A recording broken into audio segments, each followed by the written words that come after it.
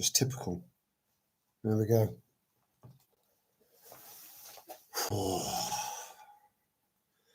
Right, bear with me. So I've had this fourth new screen on this phone, and did not put it on properly. So I had a really, really good idea, because there's so much darkness, so much shit going on in the world at the moment. I just thought I had a really, really good idea just to prank, right?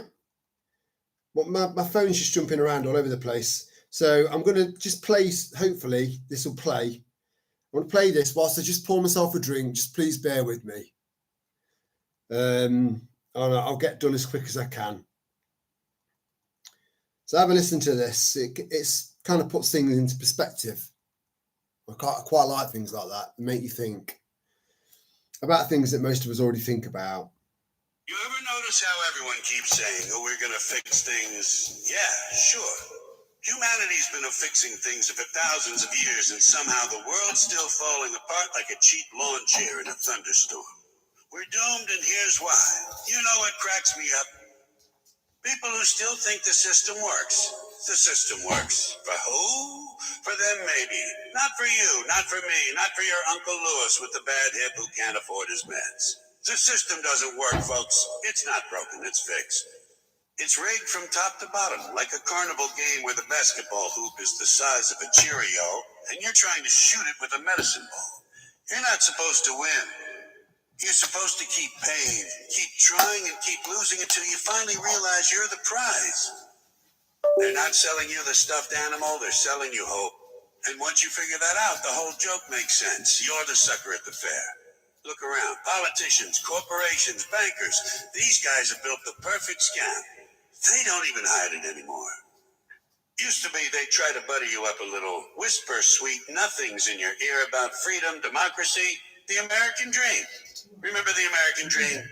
Yeah, you gotta be asleep to believe it. Now they don't bother whispering.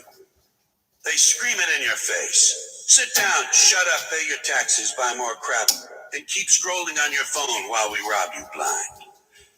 And you do it. You're not just a sheep. You're a sheep with an Amazon Prime account. They don't want people who can think. They don't want people who can question. No, they want people who can swipe a debit card and update their Instagram story. That's all. They want consumers, not citizens. And boy, are we delivering. You can't get Americans to vote in an election, but you can get them to line up at midnight for a phone that looks exactly like the one they already own. Oh, but this one's got 3 cameras instead of 2. Yeah, great. Now you can take an even clearer picture of your own stupidity.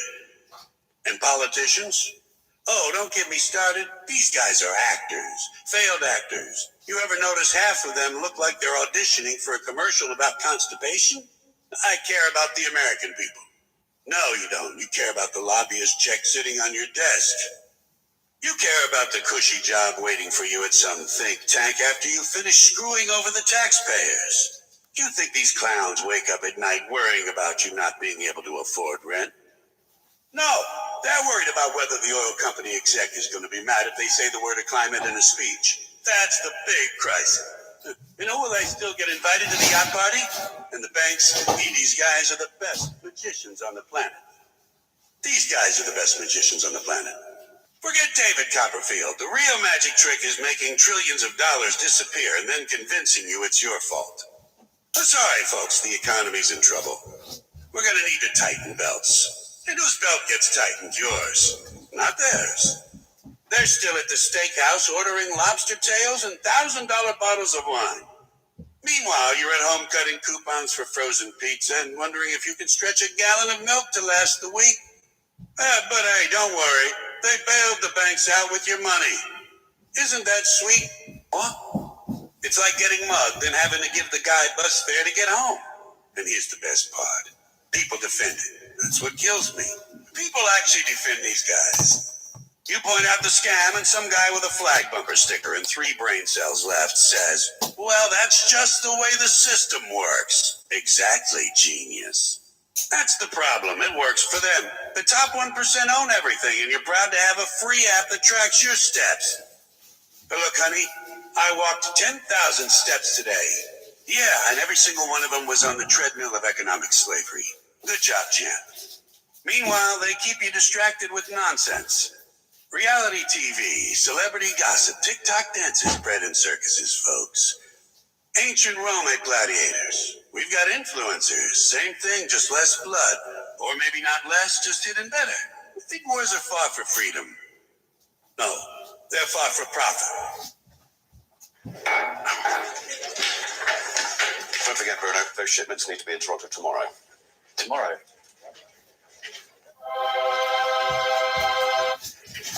Tomorrow? No problem. No. I'd ban adverts today if I could. The corporations need new markets, new resources, new ways to sell you things you don't need. And guess what? They send your kids to go die for it. But don't worry, they'll put a flag on the coffin and call it honor. That makes it okay, right? The system's rigged so perfectly, it even sells you the illusion of rebellion. You think you're sticking it to the man by buying a Che Guevara t-shirt. The man sold it to you. You think you're a rebel because you buy organic kale at Whole Foods. Whole Foods is owned by Amazon, genius. Jeff Bezos is laughing his bald head off while you pay $12 for a smoothie. That's not rebellion, that's boutique slavery. And let's not forget education. The schools don't teach you how to think. Where did you all sneak in from? Stand in line, memorize facts, take the test, forget it all, and do what you're told. That's the Worth trade. listening to, this They is. don't want philosophers, Got to put they things want into worker perspective. bees. People who just Right, let me just turn the light down a little bit. That's a little bit too bright, that. Is that a bit better?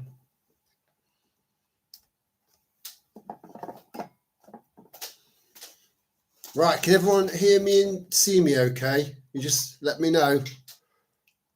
Good to see you, Michael. Good to see you, 4x4 fella. And hey up, Jordan. How you doing, yo, China? How's the tobacco coming along, mate? Is it all right? So out of 12 sent in the post, 4 survived.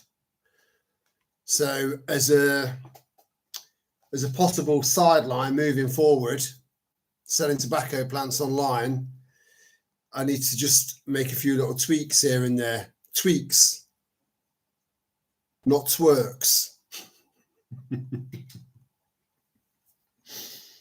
Nice one, Michael. Cheers. Right, let's pour a fucking drink.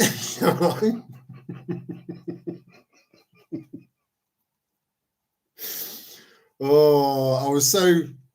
Should I just cancel this? You know, I was so close. You know, everything was starting to do my head in. You know, when you get layered.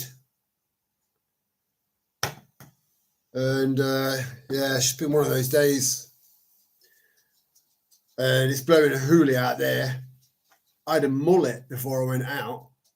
I was like, oh, I don't need a hat.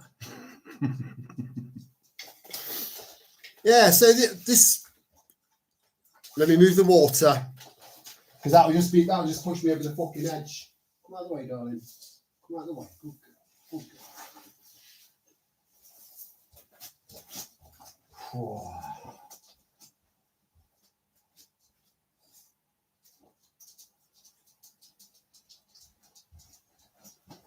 Get a drink, darling.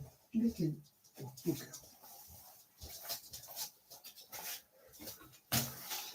Yeah, the last thing I need is that noise in the background.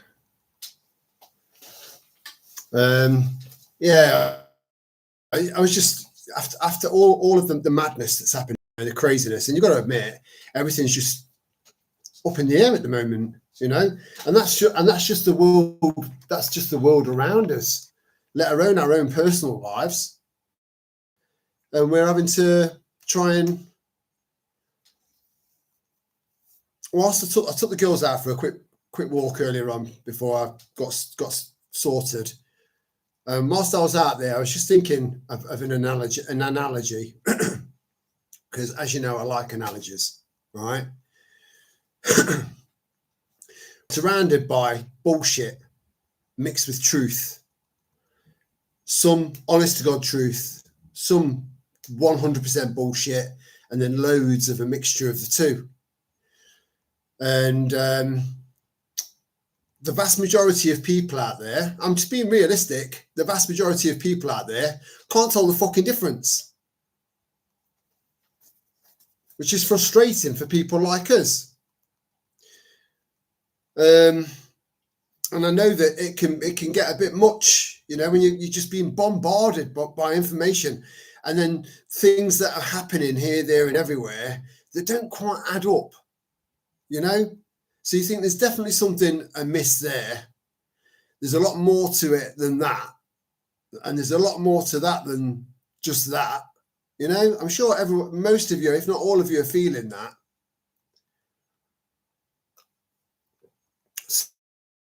So I thought to myself, think about the last time you caught a flight out of the UK, right? And it's just been a typical British, say, October day. Dark, grey, damp, miserable, cold, windy, wet. You know, everything that was blossoming is just fucking decaying.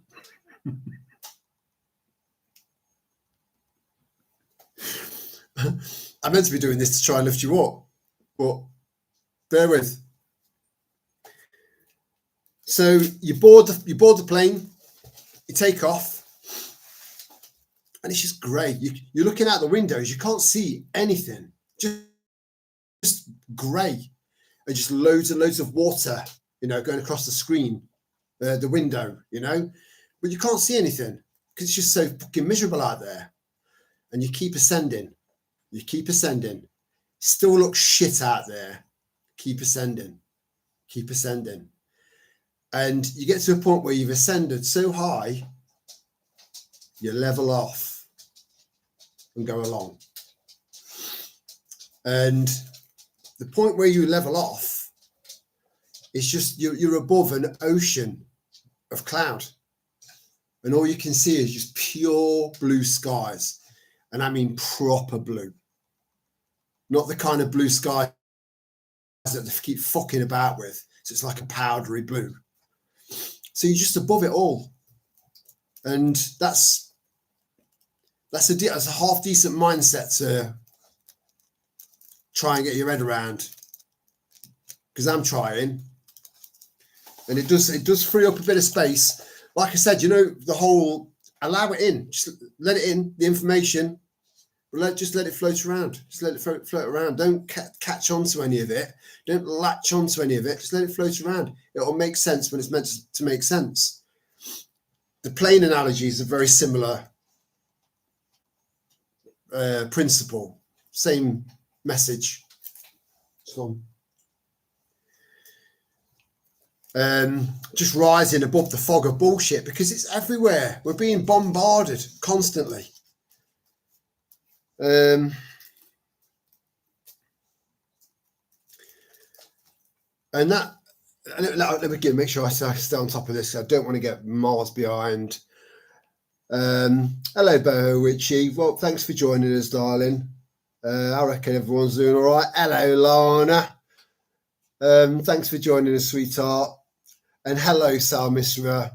Hello. She says hello, like you do, Lana. Oh, and now Jenny's joined us. Hello, Jenny. You all right, sweetheart? He's in a little... What's going on here? Bit like that. Yeah, it's quite windy out there. But not cold. And you see, this is another thing, you know, because we've allowed these absolute fucking nut job scientists that have got a bottomless pit of just an unlimited budget to do whatever they want to do, you know. Whatever DARPA wants them to do, or whatever the European or British version is of DARPA wants the Europeans to do. It's just like, go on, crack on. See if you can do it, you know, not realizing that there's going to be some sort of runaway effect that's going to come back and bite us in the arse at some point in the, you know, in the future. They don't think about that. they're in the, a lot of these people are on the spectrum. And again, this is not having a go at people that are on the spectrum, right? Because there have been people on the spectrum historically that really did sincerely want to improve humanity in all the most beautiful ways possible, like Nikola Tesla, you know. But the vast majority of them, you know, you tell them that it's for the greater good, and they're like, oh, all right then, yeah, I'll crack on. Oh, I've created this fucking hydrogen bomb that can wipe out half a planet. What do you think? You know, because then we won't get cold, because everything will be on fire, will be nice and warm. Fucking hell. Anyway, hello, Ruthie. You're all right. Do you know what? Because they used to, I was going to say, I don't know if I can get into trouble for this, but I'm looking around. I can't find anyone that gives a fuck anymore, right? But you know that whole kind of thing from the Austrian painter, right? It kind of, as time went by in Germany, it kind of went from that to that, just like straight in front of him. A little bit like yours, Ruth.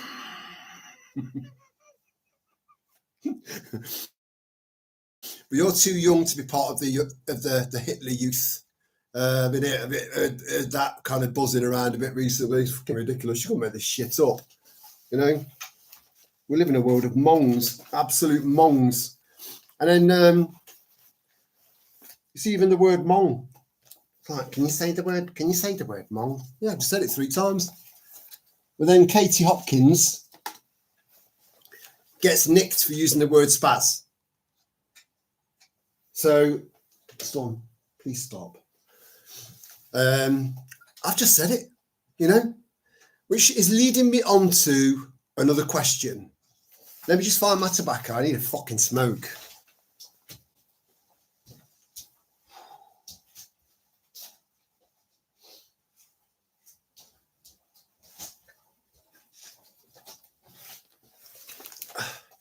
I'll mellow down as I go along. Just bear with me. So they reckon that there's, I mean, we've all heard that they reckon there's an average of 30 arrests in the UK a day for people using hurty words, right? Now, just like Tommy Robinson's pretend stay in jail, have we got any proof of these 30 people? Right? So we had the writer of Father Ted, right? So quite not a mega, I'd never fucking heard of him. I'd never heard of him in my life. Until he got held. Storm, just leave. So that will have just boosted his profile up a little bit. So if he's writing anything now, people will jump on him. And then you've got Lucy Connolly, was it? That's so suspect. So suspect. You don't dip in and out of mainstream media like that often over the years. There are crisis actors everywhere. So there was her. Then obviously there was Tommy Robinson, who didn't go to jail. I fucking didn't go to jail. We don't come out of jail. I've already gone over that. I'm not going to go over it again, right? And he's fucking off to Israel on, is it tomorrow? You know? The guy's a fucking traitor, right? It was a simple case of, when the people need a hero, we shall provide them with one. And along comes Tommy. But all of that grooming, you know, from the dirty Pakistanis, right, and a few others, that was allowed to run rampant for ages, to the point where people were screaming out because coppers were turning a blind eye. And some of these dirty, filthy fucking pigs were involved with it. So they left it to fester, to get it really, really bad. And then, boom, along comes Tommy. And his connection with Israel, even back in the EDL days, his connection was solid. He was groomed by Israel. So Katie Hopkins gets nicked for using the word spaz, right? Even though she was calling herself the spaz, right? Katie Hopkins, imagine Tommy Robinson with tits in a fanny. That's Katie Hopkins. That's Katie Hopkins. Her affiliation with Israel is just as strong.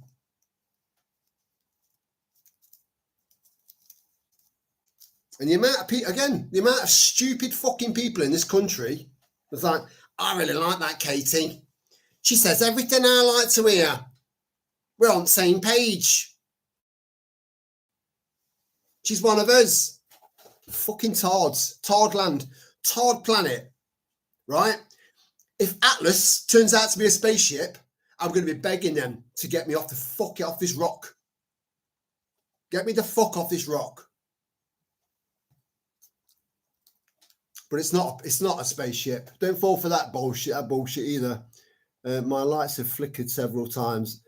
I've filled a few flasks just in case and charged everything. Yeah, honestly, Lana, when I've only had a couple of blackouts over the last 4 or 5 years, and the longest was a few hours, and I loved it. You know, I had all my shit sorted out, going around turning all set sensor lights on and getting a fire going. I fucking loved it, you know. Bring on the chaos. But then that's easy for me because I've been jostling to get into position. And I know that it's really pissing it down now. And I know not everyone's in that sort of situation. Not everyone is in a position. But then having said that, it's highly likely that you're in a better position than you think you are. Because where you think you might have shortfalls or areas where you think you could improve, it's really coming down. Where you could improve, you'll improve, but you'll improve when you need to improve. Sometimes it's the actual pressure, the out of nowhere pressure that clicks something into moving, you know. And before you know it, you're sorted. Like I said, we worry about 90% of what we worry about never comes to pass. But we just don't know what that 10% bit is. We don't know where that is. It's a bastard. Hold on, let me go up a bit. I'll tell you what, if this rain carries on like this, the Error Wash will flood its banks again. And I have wondered, and I have thought, imagine if it's more prolonged than the three previous times it's broke its banks. But it's broke its banks bad, really, really, really bad once. And I just thought, if that does that, if the rain that led to that is more prolonged than what it was, then it could work its way up on my street.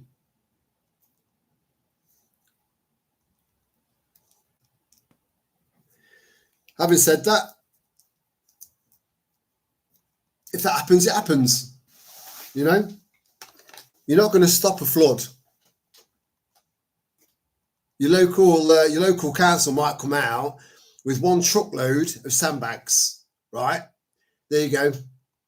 There's one for you. Is your neighbour in? I'll leave this one for your neighbour. Well, what the fuck am I supposed to do with this? Just cover your ear holes. Cover them with what? So you've got these little ventilation bricks, you know? But even then, it still goes under your house and then comes up through your floorboards. So I've been flooded, and I'm sure some of you guys have. It's not nice. Leaves everything moist. Well, it started for me. Took the power system out of the van. Good thinking, Batman.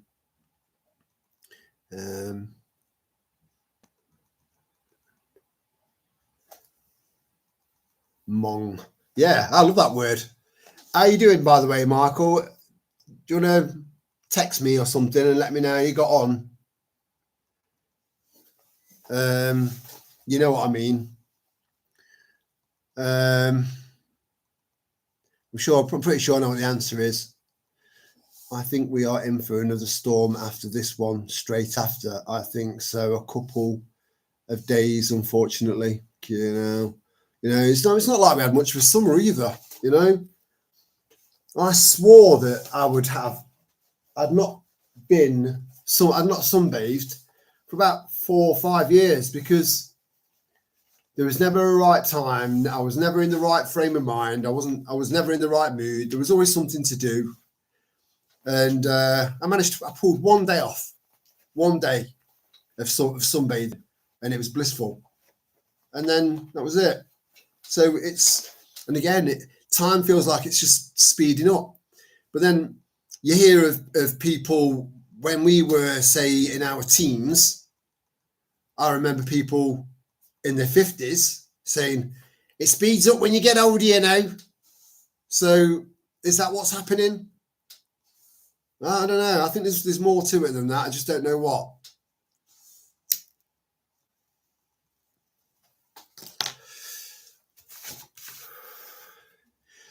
So yeah, but at least it's not cold. You know, if we end up having the severe winter that people believe that we're going to have, we're going to lose a lot of our elderly this winter. Now, I know that some of you guys have got your eye on some of your neighbours. I've got my eyes on 2 of my neighbours. And I know that some of you are putting proper practical steps in place to go around there and help out properly, you know, or at least give them the tools to help themselves a bit as well. And I've started thinking along the same lines. So thanks for the inspiration on that. Any spare hot water bottles, anything like that you've got, just take them round. Take them round. And just maybe even just spend an hour with them. Keep them company. I mean, Maureen, she lives kind of 4 or 5 doors down on the opposite side of the road. Now she's in her late 80s. She's quite frail. So if it does get really, really, bitterly cold, like prolonged, I'll just go down to her and I'll just say, look, Maureen, I've read it in one of my handbooks. I've got reference books for this sort of scenario. What we need to do now is we need to undress and hold each other and share each other's body heat.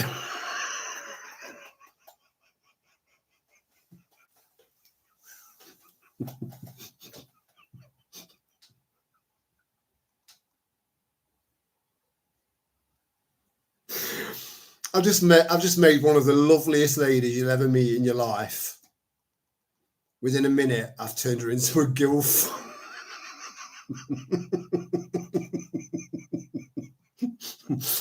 I'm glad she doesn't know anything about this. Oh, fucking hell. Good grief. Oh, dear.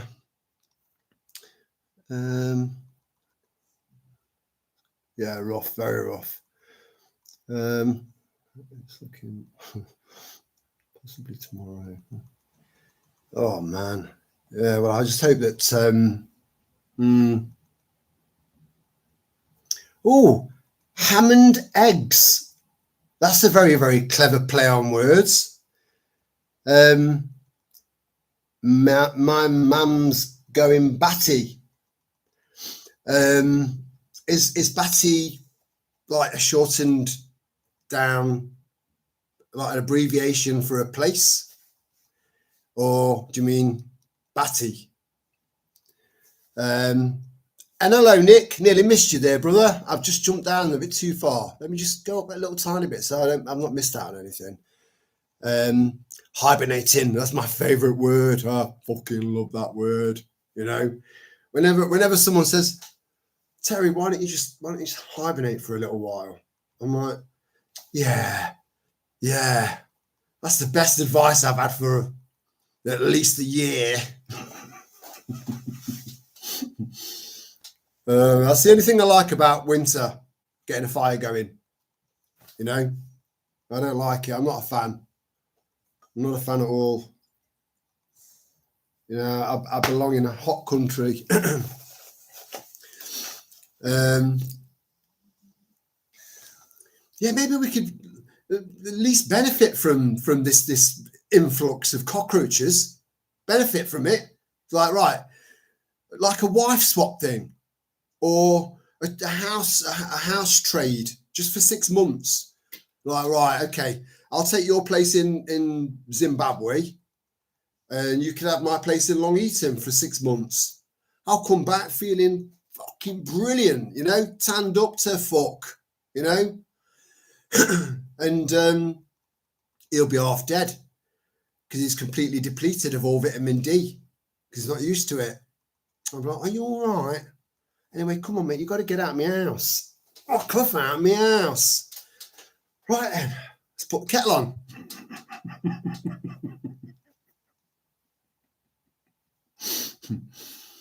Oh, and I've killed all your swans in Zimbabwe, you bastard. Now you know how it feels.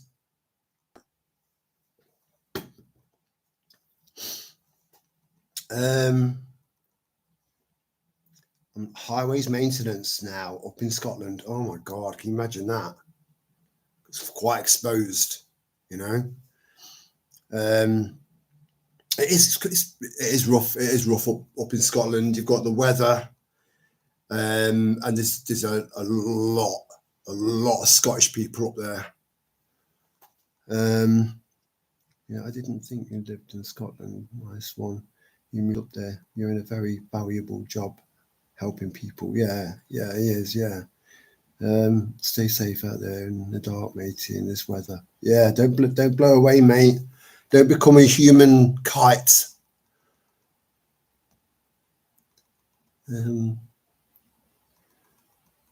Sure, you had the yeah. I get that. I get that, Alana. That's very good. It's very, very good. Very clever. I was in Essex, but there seems to be more work up here. Yeah, because it's harder, you know. Some of the roads up in Scotland are some of the most remote roads in the world, you know. Middle of nowhere. It's very, very wild up there. I'd love to go up there. I'd love to check it out. Got to take what you can take what you can get, Nora. It's essential work, so work is not going away. Yeah, and you're not going to get a robot doing that, not at least for the next like 15-20 years or so.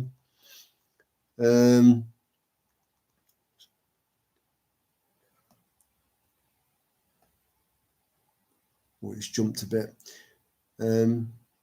Great community up here. I proper love it. I've heard that. Although I think it depends on where you are.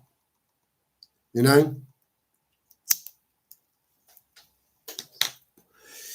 if you're in the middle of one of the roughest Glaswegian council estates in the whole of Scotland, right?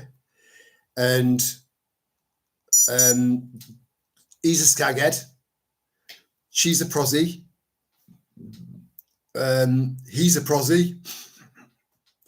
They're alcoholics and pillheads who like to party all night.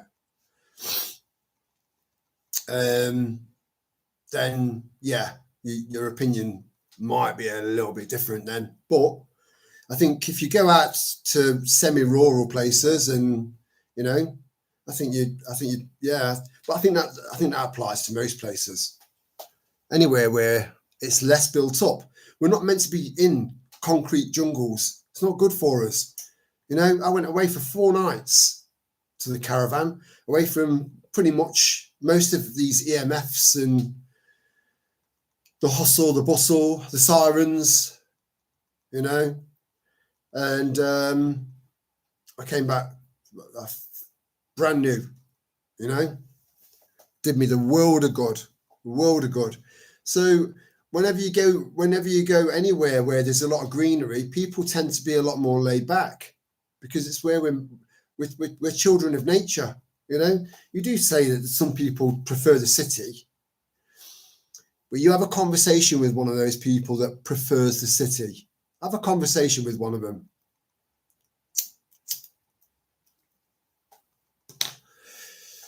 And you'll likely find that the vast majority of them are pretentious little fuckwits. Chris P. Bacon. There's some great names in here. Hammond Eggs and Chris P. Bacon. I love it. You're making me think, oh, Rose Hippie Guy sounds really fucking boring now. I need to change it. You know? Oh, I was gonna come out with something really fucking dark then. I'm not going to.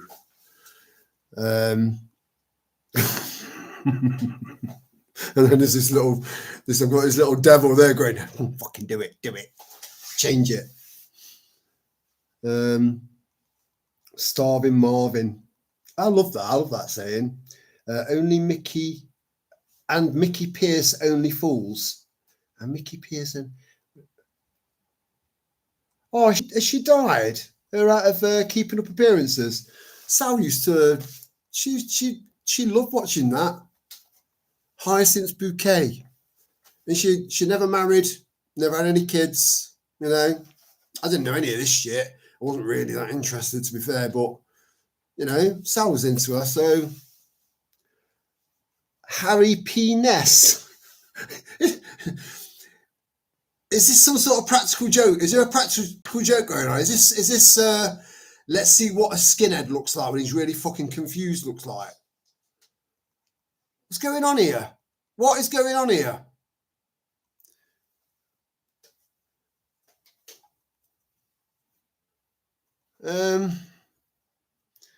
But yeah, anyway, hola.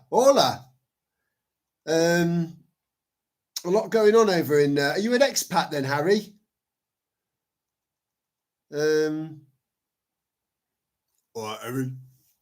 Not me, Harry. I bet you've not heard that about 17,000 times, have you? Yeah, so this prank idea that I had, if my phone will play ball, right, is any of you guys can email me a phone number of one of your relatives, right, and I'll ring them up and I'll pretend to be a toothless northerner that's a bit confused, you know, but I will try and convince them that they know me. So if anyone's up for that, let me know. Email me a phone number. Are you on Vertical Live? I don't know what Vertical Live is. I'm vertical and I'm alive, so kind of.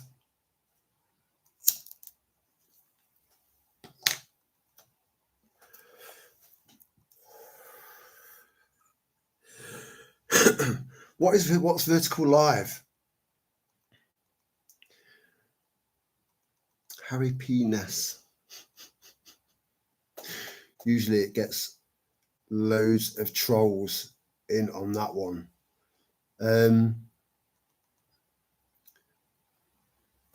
Homo horizontalis. I think when it gets past a certain time of night, I lose the ability to read properly. You know, I just see letters.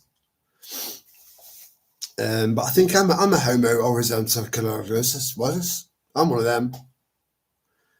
I've always been one. But I do always like to add that second part on. I don't like to abbreviate it down to I'm a homo. I don't like doing that because I am and I'm not. And when I say I am, homo means man. You know.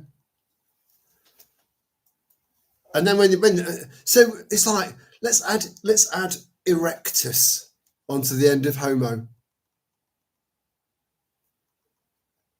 Oh dear. What do people? How do people think like that? You know. So what do you reckon? Should we prank someone? You see, I can't ring anyone from my phone because all I'll get is Terry. Why are you putting a stupid fucking voice on? And why are you calling me? What do you want?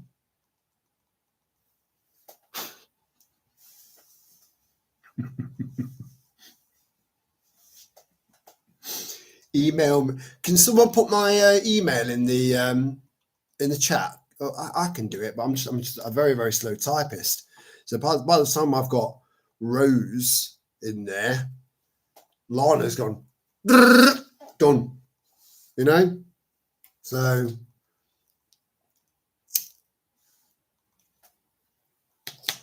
and I put it on speaker, and you can hear one of your relatives really, really struggling to work out what the fuck's going on. And then you can show them the replay of this live stream.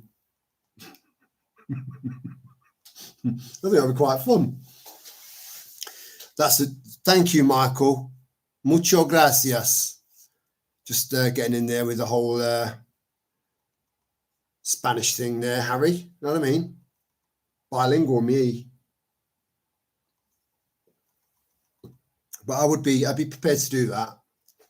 No problem. Like I said, there's a lot of dark shit going on in the world at the moment. A bit too much. And the fact that there's usually that what happened in Manchester. Look at it this way, right? Everyone knows that that Israel is you know, around the world, or at least Israel's puppet masters working through Israel, right? So they don't mind sacrificing some of their own. They don't mind. They don't give a fuck because they're evil, pure evil, right? So look at the 7th of October. So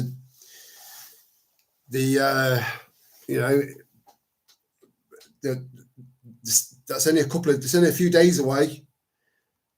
People are going to be a bit sore about what happened that day, but to get from Tel Aviv to where that was, it was about half an hour, 3/4 of an hour by helicopter.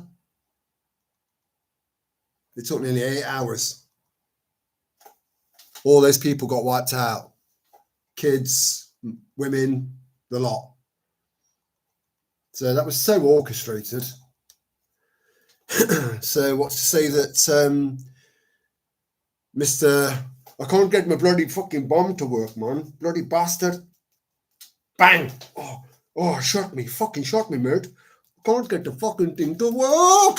Not bloody working, Allah. Now I'm waiting for a knock on the door. Come for me.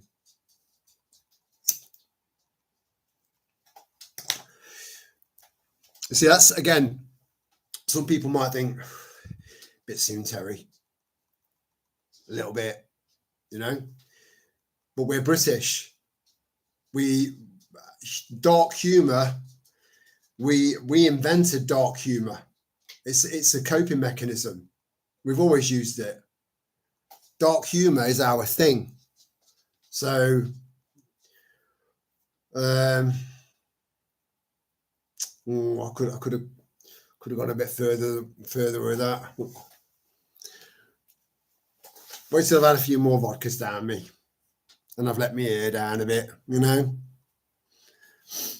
I could have put. You know what? I could do. Do you know the darker, the more darker the world gets, because it seems to be getting. That does seem to be the case, and we knew it was going to. You know, we've been talking about this for years, and now it's all unfolding.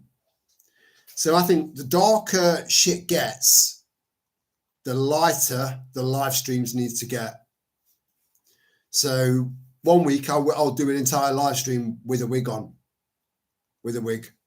So you're not, no matter what I'm talking about, no matter how dire, no matter how serious it is, the subject, you still won't be able to take me seriously. You know? So you'll still be taking that information in, but you won't be feeling stressy or none of that, because you just be looking at me and thinking, he looks all right, cunt.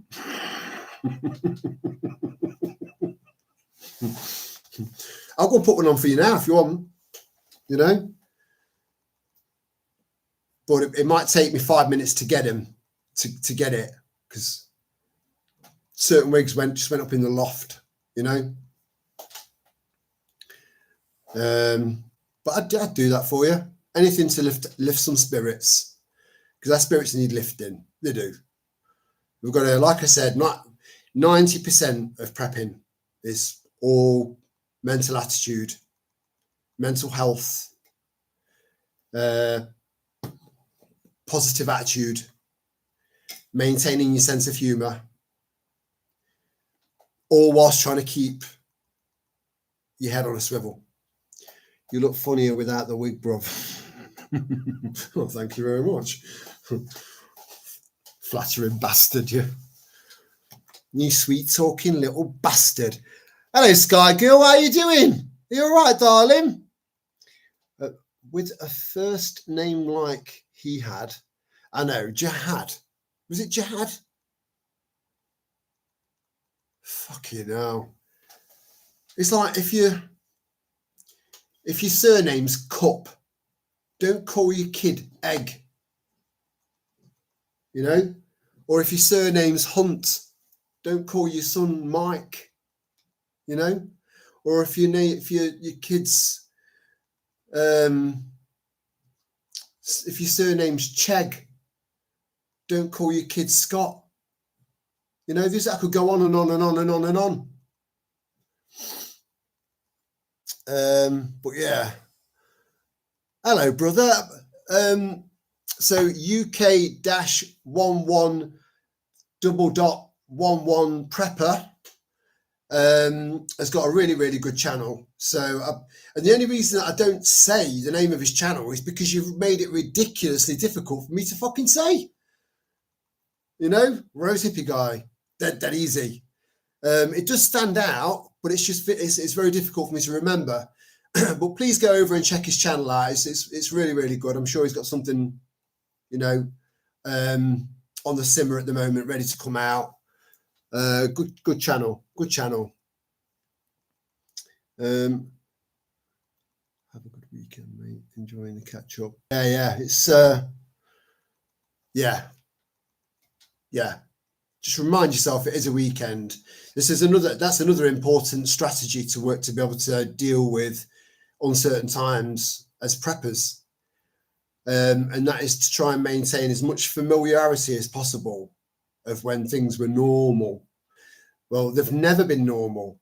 Again, there's that saying that things are not way worse. Well, they are a little bit, right, but they're not necessarily way worse than they used to be. It's just that the veil has lifted and we can see it all now. There's a big difference, massive.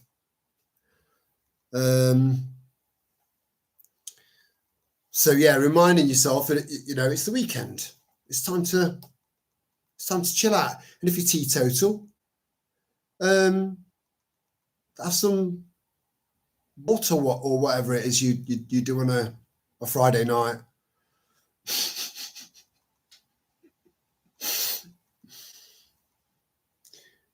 Pull skin back.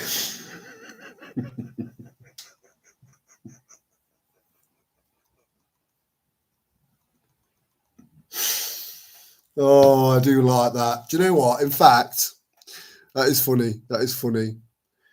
Don't call your son Ben if his surname is Dover. Yeah, that's a very important one.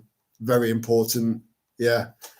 Because he's going to be a target at school from all the wrong kind of lads in there, and maybe some of the teachers. Because his name literally sounds like an invite to a nonce.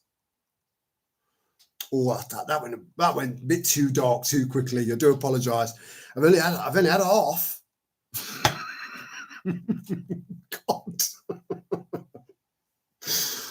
Oh, nice one, Michael. Let's get his subs up, because his content's important. He's got a different edge. I like that. There's a lot of. This was one of my concerns when I first started out doing a prepping channel, because I'm thinking there's already 55,000 fucking videos on how to do that, 55,000 videos on how to do that, 10,000 videos on how to do that. So I was thinking, how am I going to make this work? But we managed it. We pulled it off. 5.5 years later, here we are. So we did something right. How about a Father Christmas outfit at Christmas? Ruth, be careful what you wish for, because I've actually got a Santa outfit, right? And it kind of it comes up here and goes over my shoulders, like that. But as it comes down here, it's got this fluffy bit, like white fluffy. It's all red. And then it goes all the way down here, and it turns into a mankini. So so basically what I'm saying to you, I bet you weren't expecting to wear anything like this on a Friday night, is I've got a Santa Claus mankini. And now you've got that mental image in your head. You're welcome. If your surname is Ness, don't call your son Harry Penis. Got double and Vin Plonk. Got Doobie and Vin Plonk. What's Vin Plonk? I know what Doobie is. Vin Plonk. Vin. Vinegar. You're not drinking cheap. Is that cheap wine? Vinegar? Are you on vinegar? Right, if you're on vinegar on a Friday night, right, we need to get a crowdfunding thing going on here. Let's fucking up this like that. Can't be drinking vinegar on a Friday night. That's wrong. Vinegar's for chips and pickling. I'm waving. I don't know how long ago that was that you wanted me to wave, but better late than never. I'm going to start a channel soon. Please do it. Honestly, it's going to have functioning pillboxed in Dover. Have functioning pillboxed in Dover. That's gone right over my head. Because I'm thinking pillboxed as in the cockroaches that are getting off the boats. The 1 out of every 700,000 that looks like a woman, but it's not. It's really it's abdo. It's like if you can tell, all you can see is that. And then whenever the customs or any officials getting them off the boats, get one of the mates to kick him in the bollocks to send the pitch of the voice a bit higher. It's like, oh, I'm a lady. No, how would you say that? So we're looking at an Abdul in a pillbox, completely covered, pretending to be a woman, just for media. He's got to pretend he's a lady with a Pakistani accent.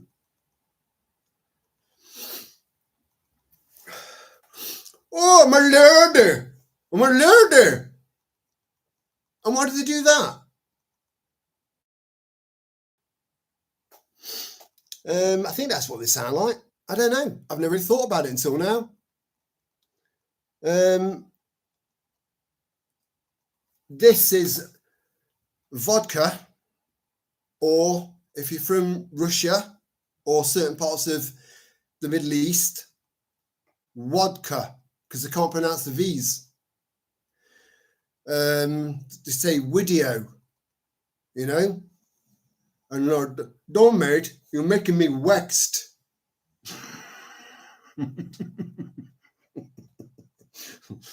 So it's vodka, apple juice pressed, and tonic, you know? So I've got an intake of pectin, a few other goodies, and rehydrating myself at the same time. However, and please feel free to look into this. If you're eating and you're drinking anything fizzy, which is carbon dioxide, is that right? I get my dioxide and my monoxide mixed up sometimes. But the gas in your fizzy stuff, which is in your wine, it's in your tonic water, it's in your soda water, it's in your fizzy pop, right? Anything fizzy, your canned drinks. That gas, when that gets into your stomach, if you're drinking that stuff whilst you're eating, it neutralizes or begins to neutralize the acid in your stomach. So you need the acid in your stomach to be as strong as possible. It's not good. It's not good. Just something to remember for future reference, in case you didn't know already.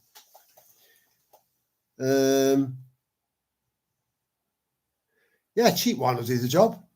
I've drunk wine, a full bottle of this wine, where I only actually managed to ingest a thimble, because it was that bad. I was like, oh, fucking hell.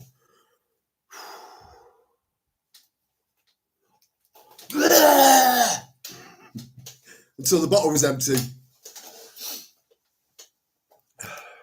And then it's, Terry, what? Get that mop out.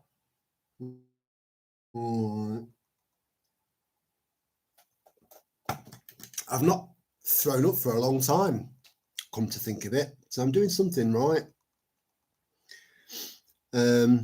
Is that what you're doing, Michael? A doobie and a vodka, pushing the boat out? Right, well, that answers the question I asked you then. Like I said, new chapter, brother. New chapter. It's all about perception. Book fast. Book fast. Hey, haha. Book fast. Guanite, right. Is ham and eggs a rasta? Because I used to say guan. Wagwan. Wagwan. I could get away with walking around Radford doing that, you know. They just think I was an anemic black person.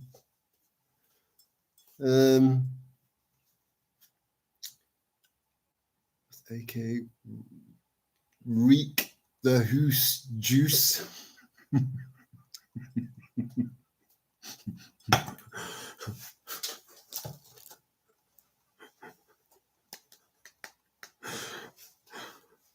Yeah, hello? Yeah. Yeah. Do you know anyone that speaks Scottish? You do? Yeah. Can you send them round? Need an interpreter. Yeah. Yeah, Lana's on one again. Yeah, all right. See you in a bit. Bye. Bye-bye. Bye-bye. Bye. Bye-bye. Bye-bye. Bye. Bye. Reminded me of Spike Milligan. I'll take that one. Oh, it's Dave from up north. What the fuck are you doing down here? What the fuck are you doing down here? You're from up north. Oh, don't make me angry. Don't make me fucking angry, Dave. I'll go green. I'll go green. Oh, really fucking dark shade of green like they fucker. And I bow down. Oh, fucker. Don't make me angry, mate. Don't make me angry.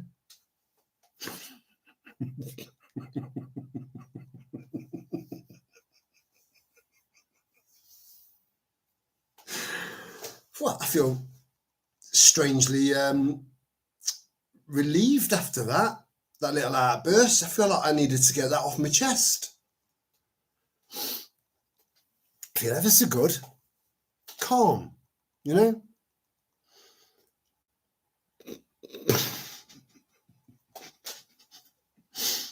What's with the aggressive emoji? Hello, Johnny B. How you doing, me old China? You all right, mate? You was born in Dunkirk, Nottingham. I lived in Dunkirk on City Road before the second flyover was built. When there was a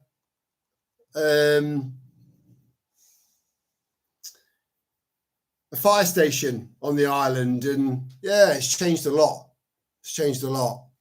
Yeah, people think, you know, it's like, where do you live? I live in Dunkirk. Oh, you've got a very, very, very mild French accent. I made you angry, like. Is that are you a northerner? Is that why? Guan's Irish. Oh, are you Irish then, Hammond? Hammond eggs. Yeah, either way. Hello, mate. I was born in Dunkirk, Nottingham. As kids in the 70s, we would cycle to Beeston, Attenborough. Yeah, me too. Long Eaton area. We all had rally road racing bikes. Yeah, I mean, rally was just down the road from us, really. On a bike, you could get to where Raleigh, the factory, was from Dunkirk. 10 minutes if you gave it some. You know, it was famous for. No, I'm Romanized Irish. So right. Are you Irish or not? Or are you Roman? Or are you Romany? And if you're Romany, does that mean you're a Romany gypsy?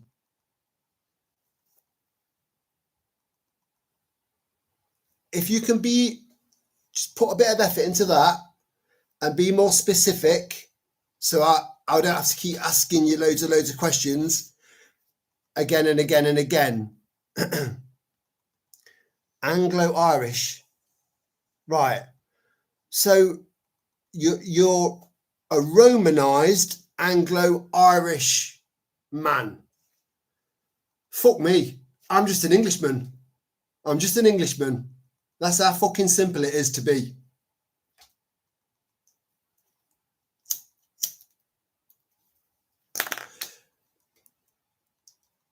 Michael's an Englishman. Dave's an Englishman. Johnny's an Englishman. Lana is a Scottish woman. English. Right. Yeah, English. So, English with Irish heritage. Fuck me, this is really, really, really, really hard. I think this is why I'm bold, you know, around here. Because when my brain starts to fizz, I do that a lot. And I reckon that's why I'm thin. because of conversations like this.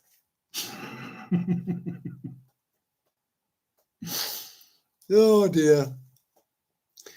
Either way, welcome, mate. So, right, ham and eggs. Can I just clarify one thing? Are you in England now? Just yes or no?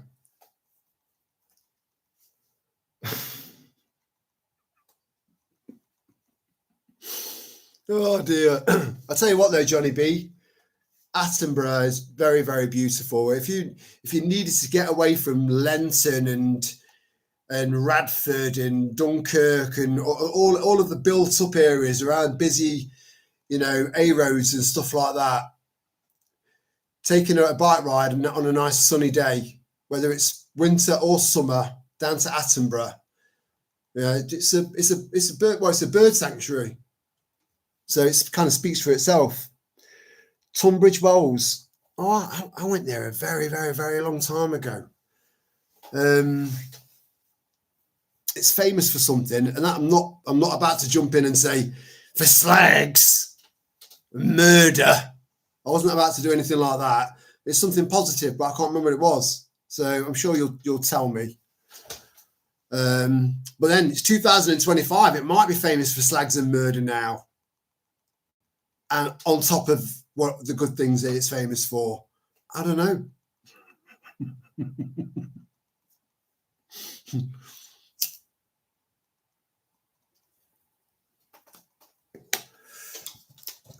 So has anybody sent me?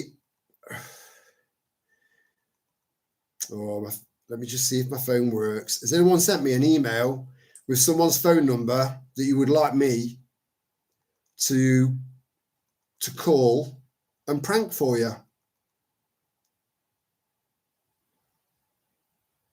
No, it's just got a mind of its own, look.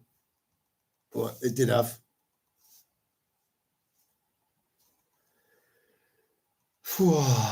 So tomorrow's, when I go back for another screen, that'll be the fifth screen. You couldn't make this shit up. Yeah, if I was on the other side of this screen, and someone said, right, send me someone's phone number, and I'll call them for you, I'd be fucking on it like a car bonnet. I'd send you a selection. I'd say pick one of them.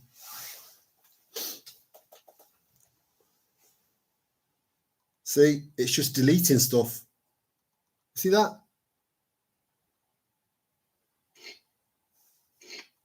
What you listening to, son? You. Mind of its own. And when I took it back, he says, I think it's water damage, mate. It's bloody water damage, bastard fucking cunt. All right. It's not been raining. And I've literally got into my car, gone to put something on in the background. It's a podcast. And it's jumping all around all over the place. I'm not fucking happy about it. Can you sort it out? And he says, yeah, I'll fix it for you. But by then it started behaving. So I thought, oh, maybe he's just, there was something wrong with it. I don't know. But now it's just being a twat. It's unusable. It's unusable like this. It's even the last time my phone got like this, it started calling people. It was calling people. It called someone. I'm like, hello. I'm like, hello. You all right? Hi. It took a while for me to realise that they hadn't called me. My phone had fucking called them. So, I didn't want to come across as like a stalker. And a weird one at that. A short-term memory loss stalker. That's the worst kind of stalker you can ever have. Because they don't realise they're stalking you.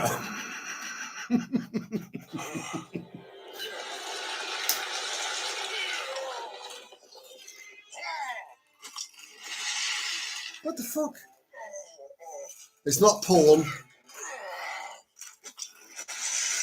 I need to just prove to you that it's not porn. It's one of them games, look. Can you believe that some porn sounds like that? Apparently.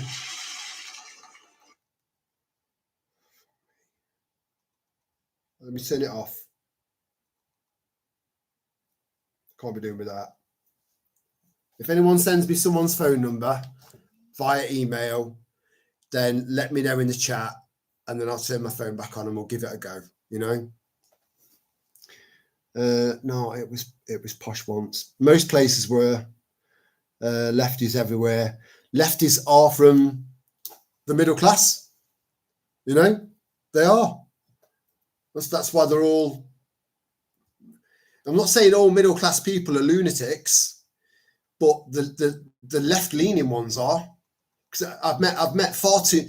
If you've never met someone that's very, very left-leaning from a middle-class background, there's no way really that you've got enough evidence in your head to turn around and say all left-leaning middle-class people are fucking lunatics. You can't do that, right? But I've been on enough gatherings, enough protests, enough marches, and seen enough from a lot of marches that I've not managed to get to or have been too far away or whatever to see that is the case. But then not all of them. Some of them can be turned. Some of them are actually proper centrist. But because of what's happening in Gaza, and they will have done a little bit of some of them will have done a bit of a deep dive on that and realised what is actually happening over there. They'll just be thinking, fucking hell. So I need to join the side that's waving the Palestinian flag because that's where this atrocity is happening. So they should be on the side of where all the George Crosses are, right? But their moral compass, because of the connection between the flag and Gaza, sends them onto the other side of the road. So they end up being surrounded by lunatics. And they are very, very, very fucked up people. You know, not all of them, but then on the right, so when people march outside these hotels, you've got the police separate. Obviously, they separate to prevent a breach of the peace, aka make their life easier. So they split us up. So one will be on one side of the road, the other one will be on the other. And even on the side of the patriots, you do get one or two dickheads that they're just, meatheads, just meatheads. They need to just calm down a little bit. There's some apples that are more rotten than others on each side, But I do believe that on both sides, the majority of people just want the same thing. Just want to live in a nice, calm, stable, safe country and live their lives, without any shit. And all we're getting is shit.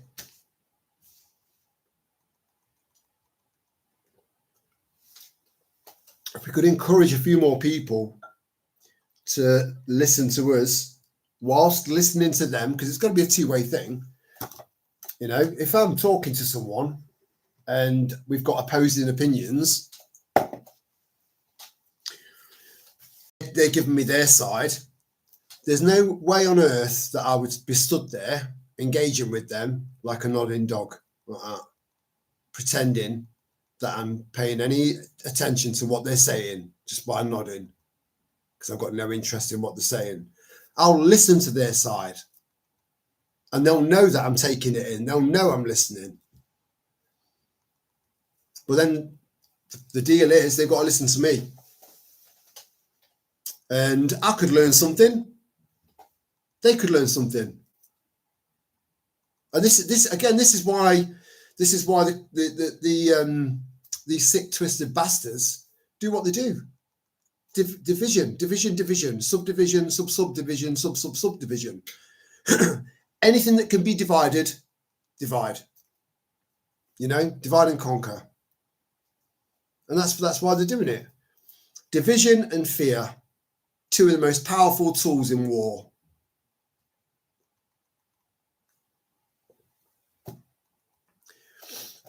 We just need to be as smart, if not smarter than them. Even though I don't like the word smart, but it's just kind of, you get the context of it, So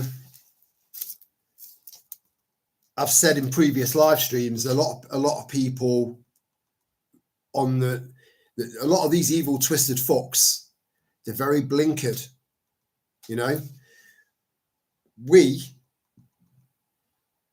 We think outside the box.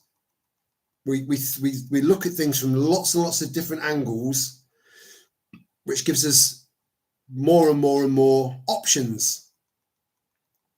They're not like that. So that gives us an advantage. It really does. So I hope no one's like proper disheartened by where we're headed. This is necessary. It's unfortunate, especially the loss of life part. I've never been pro loss of life, never.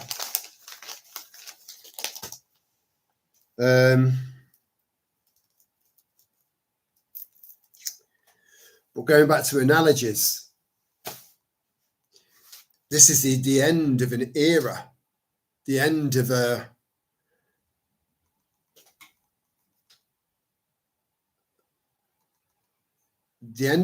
literal ending to a very, very old chapter in human history and the start of another one. So imagine the old life as cramp. Just imagine your old life being in the womb, right?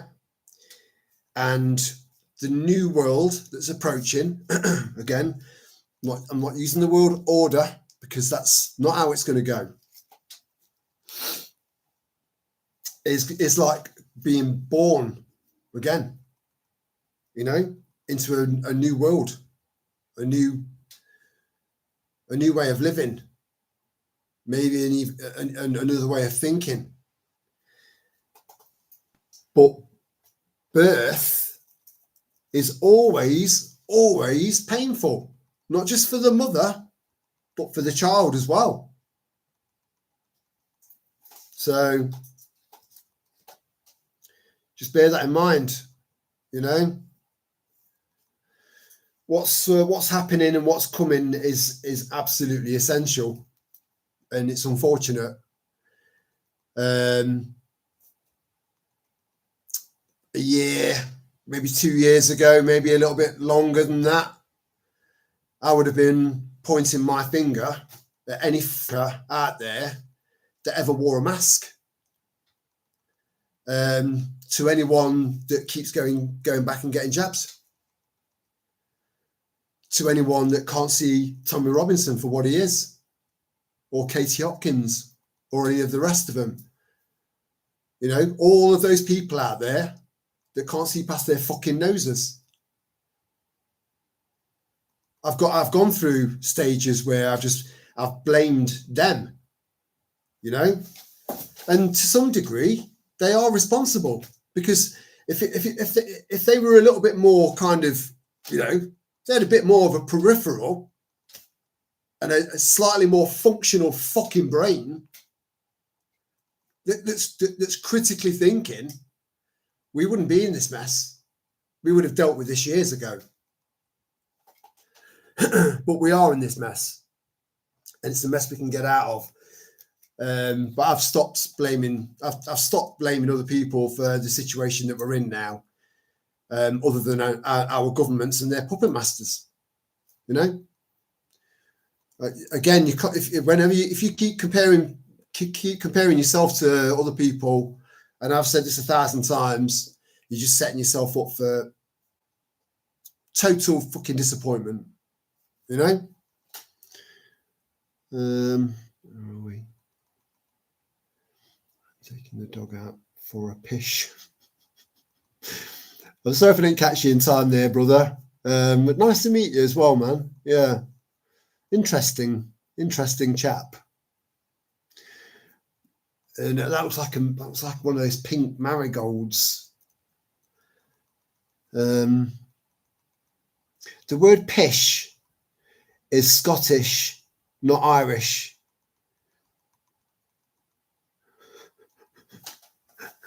Sky Girl, did you mean to put the E and L in there, or is that a typo?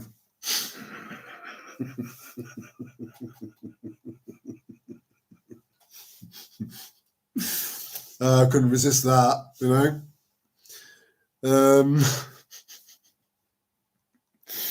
It's the first time I've ever heard the word pish. Apart from scouse, you know, there's some areas in Liverpool that their accent's really strong, and they say it's taking a fucking pish. It's taking a fucking pish. It's a tough one, harsh on the throat. I'm going to miss my little luxuries, but we're past needing the little chlorine in the gene pool. Yes, it's a step in the right direction, Dave, and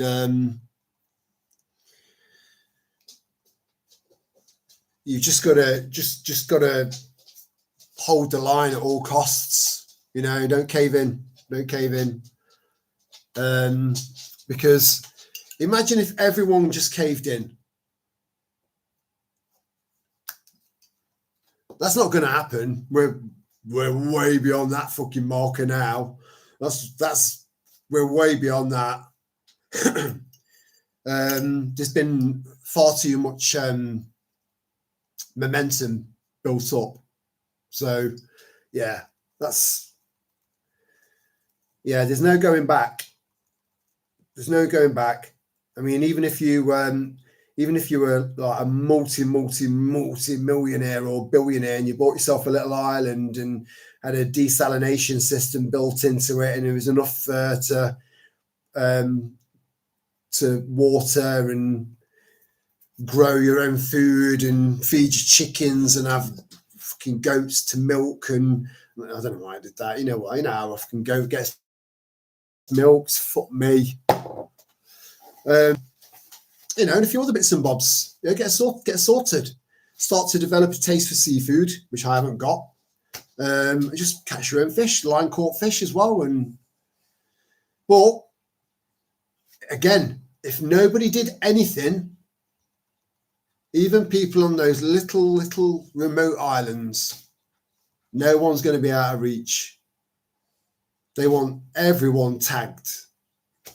Everyone and everything. So even those really remote tribes that are in the Amazon still, that they've never been properly studied or not studied. It's like studied. They're human. They are, but they're very primitive in the way that they live. You know, if I walk down the street in the attire that they walk down the little jungle paths, I'd get nicked. But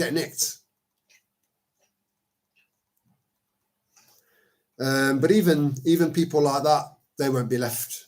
Nothing will be left. Everything's going to be this smart dust. And the tech.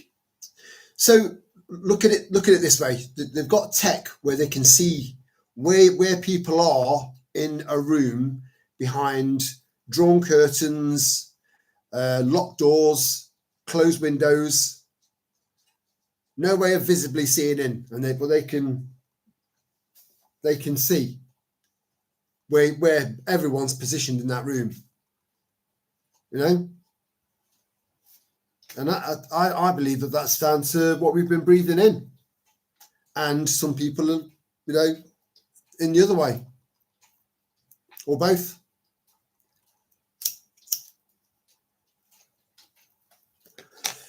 And this was information that I was hearing about 8-9 years ago. Storm, leave.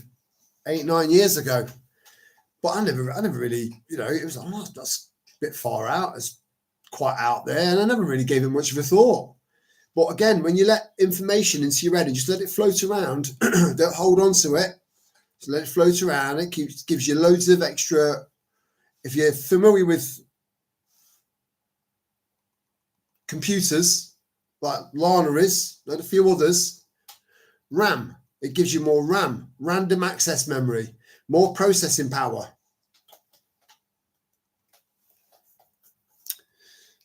But yeah, don't worry about those luxuries, Dave, because wealth comes in two forms. One's materialistic and the other one's spiritual. That's it. And if you've got spiritual wealth, you don't need stuff. You know, it's nice to have a few little bits and bobs to make your life a bit more convenient.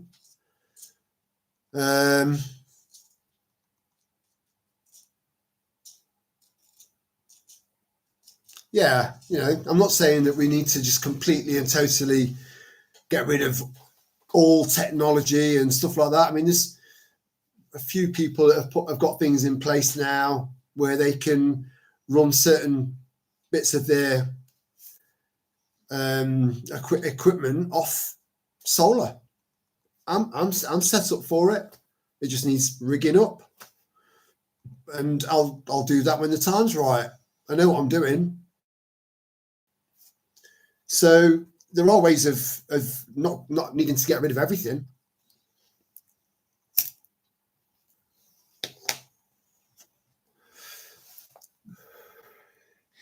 If you hold a cube straight, you only see one side. Tilt the cube and you see the two sides like that. Rotate the cube and you see multiple sides. Don't look head on. Love it. I love that. I love shit like that. You know, I do. Yeah. It's very similar. It's very similar, but in a different direction, but just as beneficial, right? Very similar to taking several steps back. The further back you go, the more peripheral you've got. You see, I can see both my hands, both of them. You know. Now, if I was kind of there, you get the idea. The more you take, whenever you take a step back, and and that's meant in so many different ways, you see more. But then if you step closer, you need to examine more. A multi-perspective point of view is absolutely essential moving forward. Again, so if someone puts some sort of mad, crazy, fucked up, bonkers conspiracy theory in the comments section to a video that I've posted, right? I'll read it and I'll take it on board. You know, if it sounds feasible, right? If it's something along the lines of, I believe that Godzilla came up out of the Atlantic, grabbed him and fucked off back into the core of the earth, I'd be like, oh, all right, mate. Thanks for your input. Thank you. But if it's plausible, you know, it goes in. And then I end up with a multiple perspective on one event. And somehow you start to hone in using those perspectives, and you get somewhere close to, if not the truth. So I like that. It's a very, very wise analogy. A mate told me around 8-9 years ago that they can use Wi-Fi signals to see where people are in a room. Yeah, but that's based on what you've been eating and what you've been breathing. So if you've got all of these nanoparticles that the Wi-Fi bounces off, do you get what I mean? So the Wi-Fi will bounce off certain targets, and then the information can be sent or fed into a machine that can decipher that information and then give a visual representation of where those people are in the room.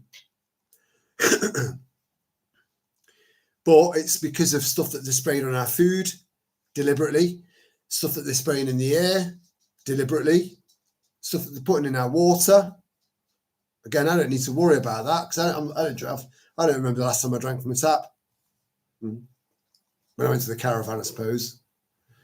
Because the rivers, I don't know, there's a fair bit of land between the start of that river and where it gets to when it's at my caravan. So I don't know how many dead sheep but even then, I've got ways of dealing with that.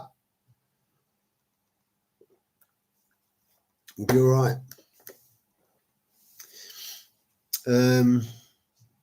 I got my first solar panel today. Oh, good on you, Dave. How big is it, Dave? How big is it, Dave? Tell us how big it is. Let me have a guess. I'm keeping it clean. A 200 watter. Go hard or go home. I've got 4 200s, and then I've got a couple that make up another 200. So I've got 1,000 watts of solar.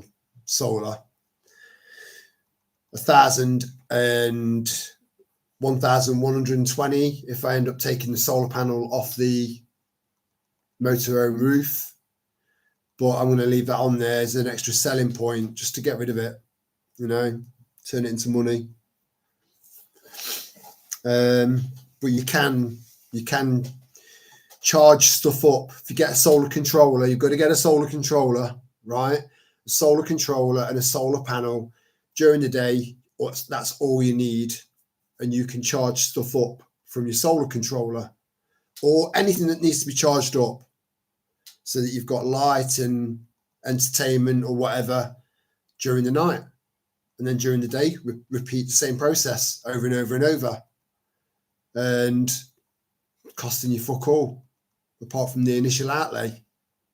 And you'll learn to, because a 200 watt solar panel and a solar controller, that's not going to be enough to power a washing machine. You're not even going to be able to do that you're not even going to be able to power your fridge.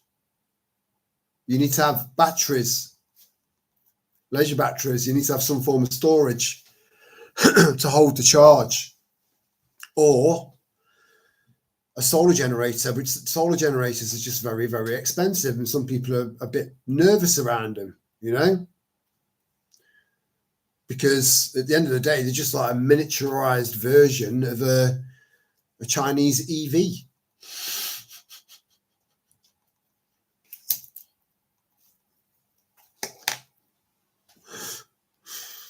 Oh, yeah.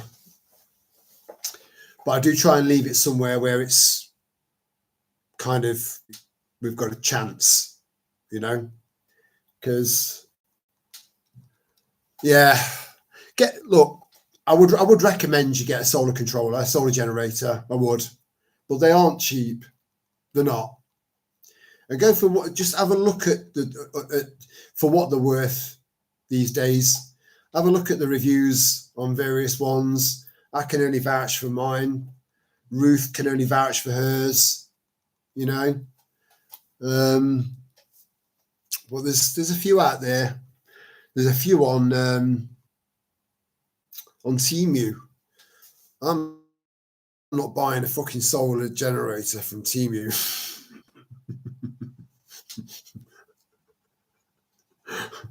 It'll be like that that crazy Pakistani guy who tried to blow up blow up that Jewish school. You know, like, oh, is it going to bloody blow up? Is it not going to blow up? Is it bloody going to blow up? Oh, fucking bastard, fucking. Whereas I don't want it to, you know? Don't be smashing my button, Mohammed.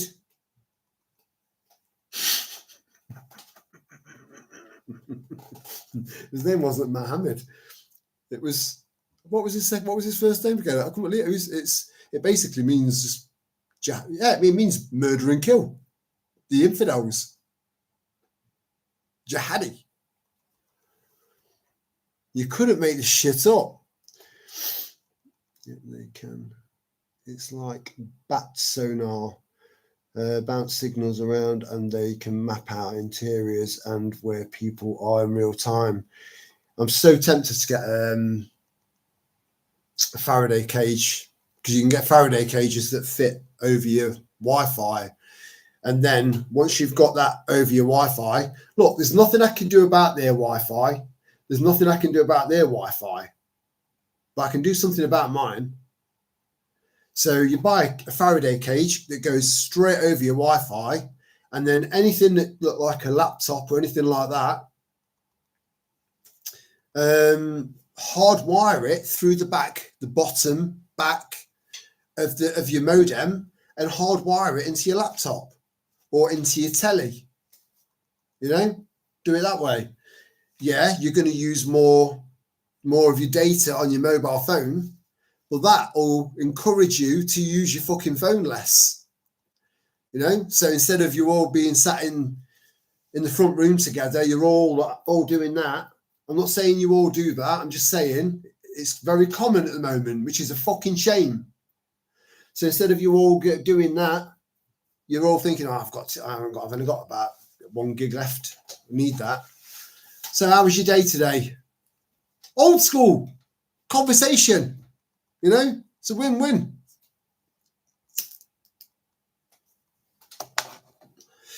This is loads smoother, you know. This is me homegrown. I've got a lot of plants to bring in now, mate. Oh my God. Right, and I've done this before, but coming in through the kitchen, it'll be like, in the jungle, the quiet jungle, the lion sleeps tonight. You know, just to get into my dining room.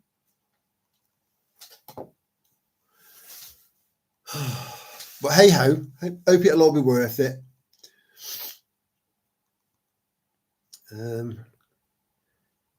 Been looking at dynamos too for an alternative power source. Yeah, well, I mean, you can buy them. You can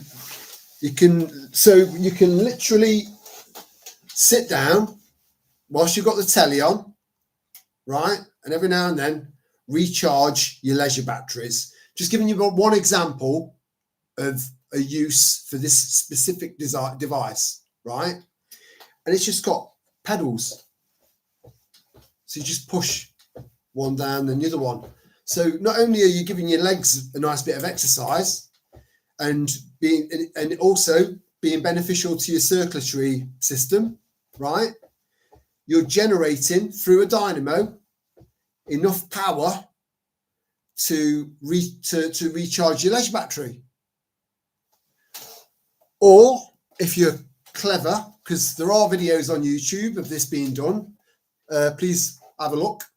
There's quite a few of people having a bike, a bike they don't ever use. They don't use this bike anymore.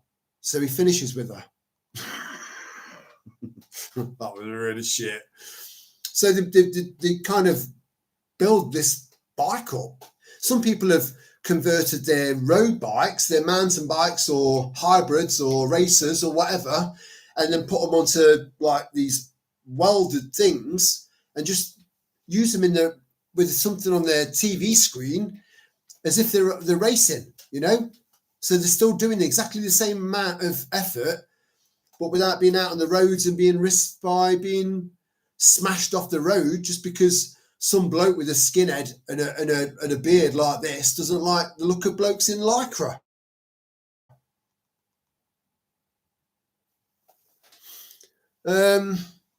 So yeah, there are loads of devices out there that you can get, and the dynamo. Well, look at the little wind, obviously not these big, massive, giant 200-foot tall things, but you can get wind generators, wind turbines. A lot of people use them on canal boats and people that live in the travelling community and stuff like that. You know, that's based on a dynamo system.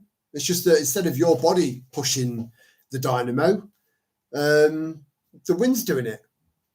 Well, they can be quite expensive, but if you buy a reconditioned one or a second-hand one, you know, make sure it works first.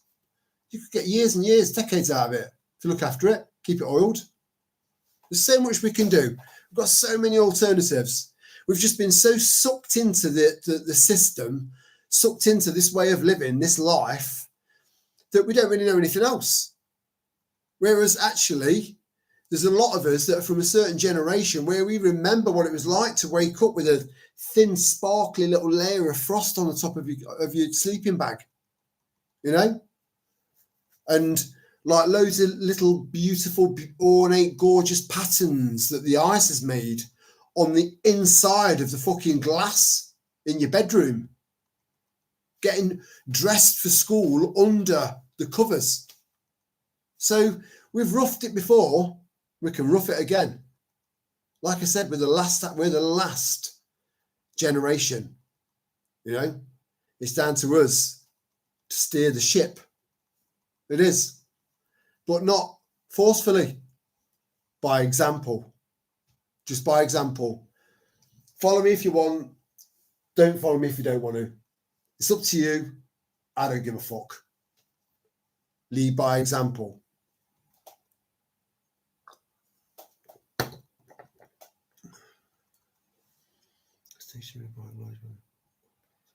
Well, I didn't read the rest of your comment there, Dave, but I was pretty much just saying that. But it's so doable. The bike's already set up for it, you know? And the amount of power you can generate just with your legs, just pedaling, be amazing. I'm telling you. And you're getting the exercise as well. So it's like therapy. It's only 60 watt.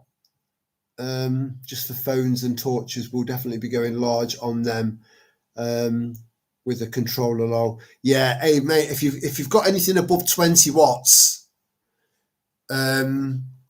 you need a solar controller. You really do. Right, just bear with me 1 second.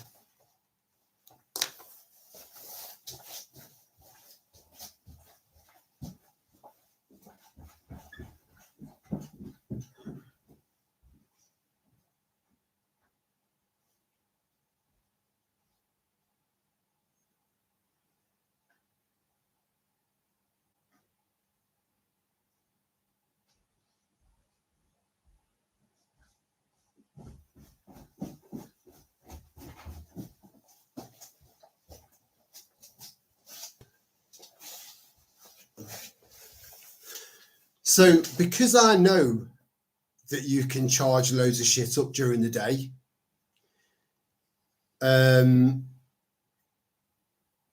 without a battery, just a decent solar panel and a solar controller.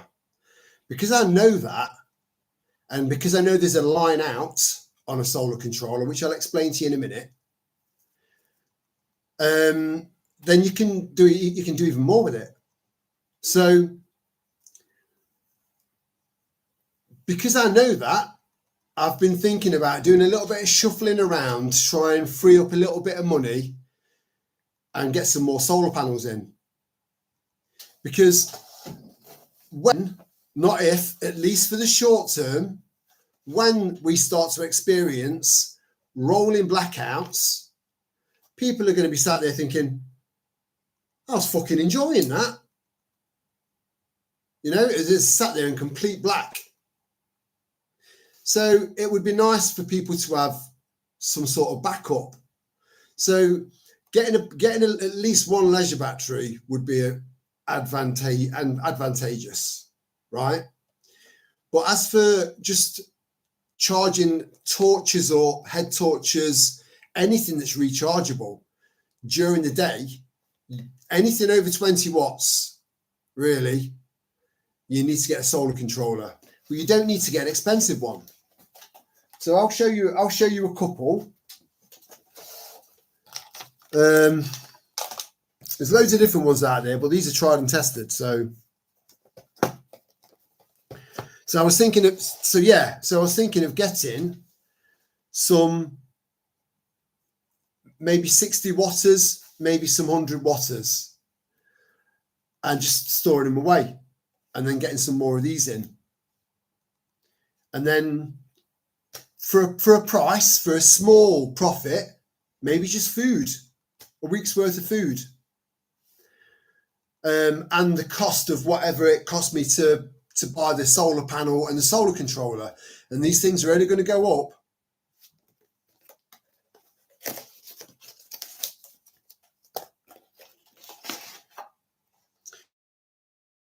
So this one, for example, let me just send some light, a bit more light over here. You see that?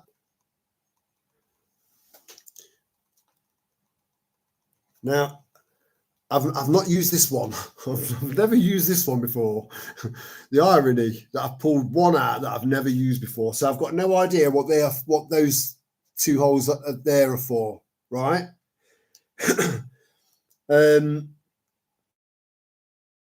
But it is programmable, and the instructions are really simple to follow. But you don't really need to fuck about with that. All you need to do is get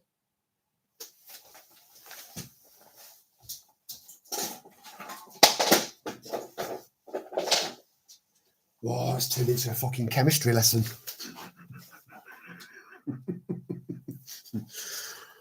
Right.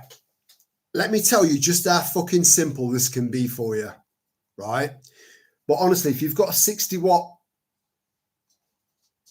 panel, you need to get a solar controller. Before I go on a bit more about that, I'll show you one that I have got and I do know about.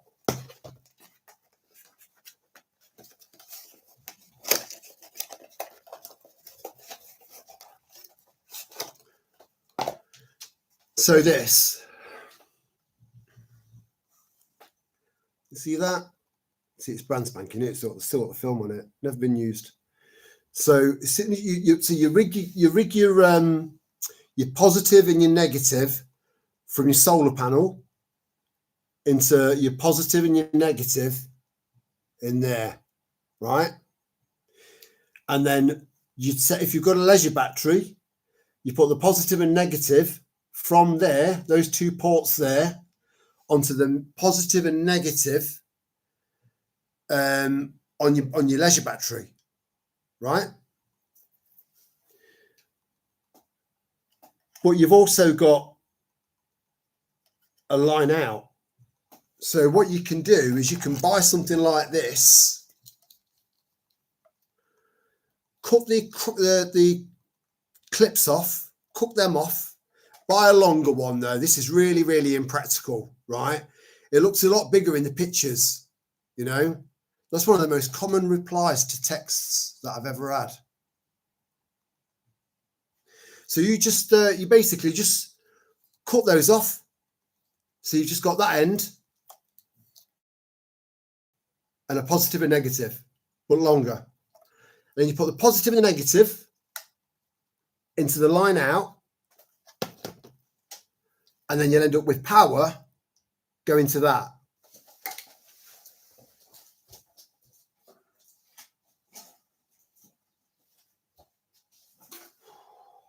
Hold on.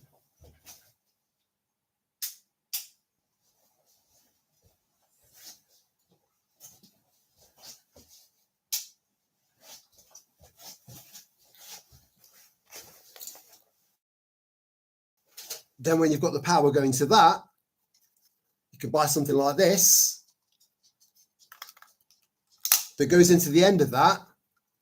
And the next thing you know, you've got 2 more sockets of the same and 2 USB sockets as well.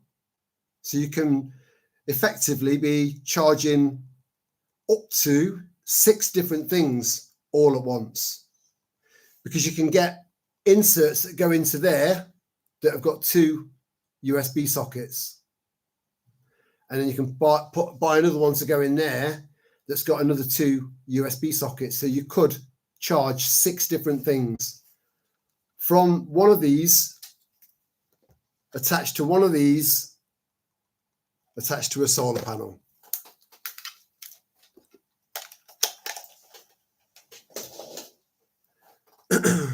And nearly all of the modern ones come with USB ports on the solar controller as well. So you're looking potentially at being able to charge, if we're looking at USB connections only, just USB connections, which is pretty much everything we've got, right? Then from one solar controller,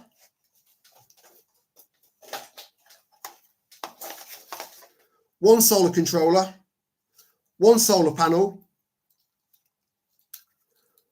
one of these sockets, then an adapter with that on the end, you can charge 8 different devices all at once whilst the sun's shining. It doesn't cost anywhere near what you think it will cost. You know, if you want me to send links, or if you want a bit more information about any of this, email me.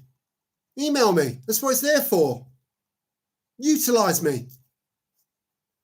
But I would strongly recommend that you get some basic solar system sorted, you know, because you don't want to, our main aim is to not have these bastards have us over a barrel. And the only way that we're going to be able to do that is by countering their move. They move their pawn, we move our pawn, you know? So you will experience a lot less convenience, you know? Shit needs to be thought through a bit more. But again, this is part of the digital trap that they've built around us, is so that that's convenient. Frank, what? It says on the fridge it's got a screen. Yeah. It says we're nearly out of cheese. It doesn't. It does. And I can order it straight from the fucking fridge. Stop swearing. It don't become you come. You know? So that's part of the digital prison. So that we kind of like, this is convenient. The amount of people that I've worked with, and they've gone, yeah, I've just adjusted my boiler. Like, whilst we're at work, just adjusted my boiler so it's nice and warm when I get home. And I remember turning around to him and saying, you do realise that the smarter your home gets, the thicker you're going to get. But he didn't know, because normally I was quite a bubbly, you know, having a crack type guy. So I don't think he knew how to take that, and then he never really went any further. But I know it went in, and it's true. The smarter your home, and the more you utilize stuff that takes away your need to think about what you're doing, the dumber you're going to become. And that's all part of it as well. It's like an extra layer of dumb fuckery on top of the fluoride.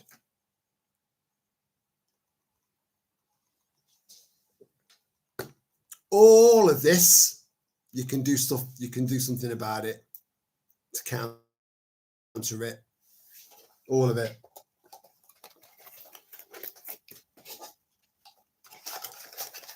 It's down to your personal situation, your financial situation, but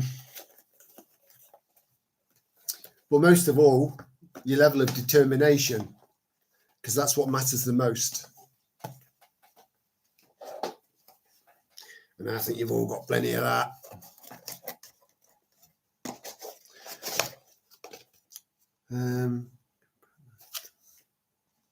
Right, I've missed out on loads. I do apologise. Oh yeah, right. Soon as I can prep, then there's a ton of houses around me with nice new large panels. Yeah, it's getting the bastards down though, because they're on there good. Believe me, you know they've got to withstand like proper rigorous. They've got to be able to take 120 mile an hour winds. You get fucking 200-watt solar panel spinning through the air like a giant fucking frisbee straight towards your head. You're gone. Oh.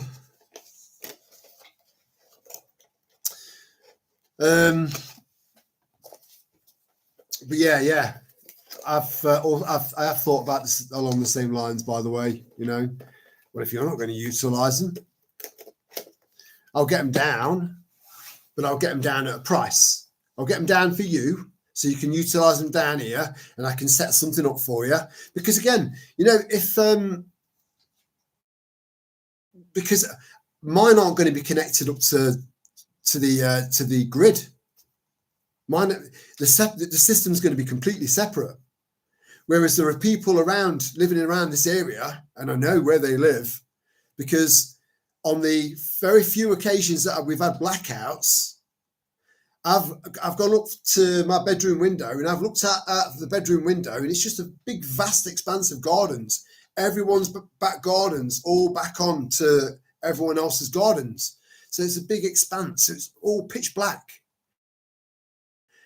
And you could just make out one or two people with a torch, you know, and then you could just make someone just lit a little tea light right in the dish. You could just make it out, you know. But there was one house fully glowing up. Every fucking light was on. You know, they probably had the Hoover going, I want to break free, whilst watching the telly, you know.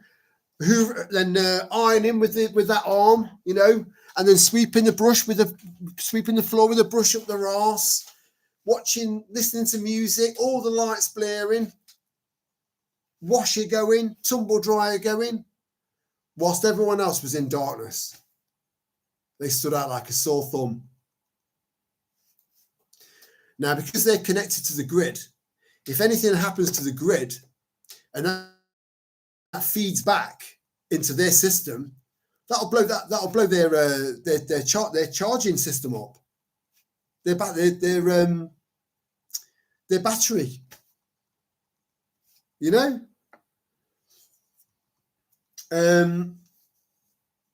Especially if there's a smart meter involved as well, because then that smart meter will be rigged up to that system as well, and they can.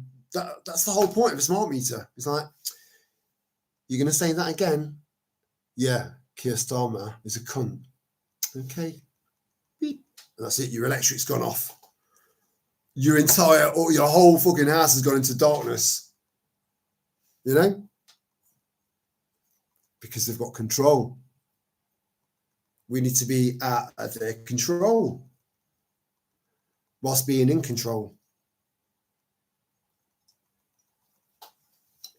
Let's have top up. If there's anything about a really, really basic solar setup that you want to know, again, you know, going back to the conversation earlier on, there's loads of videos out there about everything. But if you want anything from me in particular, you know, my take on it, or trying to make things a little bit cheaper for you, just email me.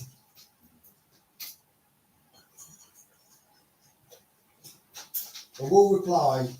It might not be immediately, but I will get back to you.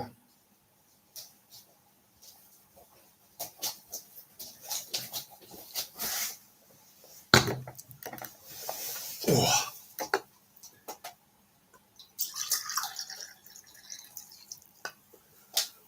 see, I can run my fridge. I can run my fridge. Now, one of the great things about being able to run your fridge off grid is that if you're doing it via solar, you need the fucking sun.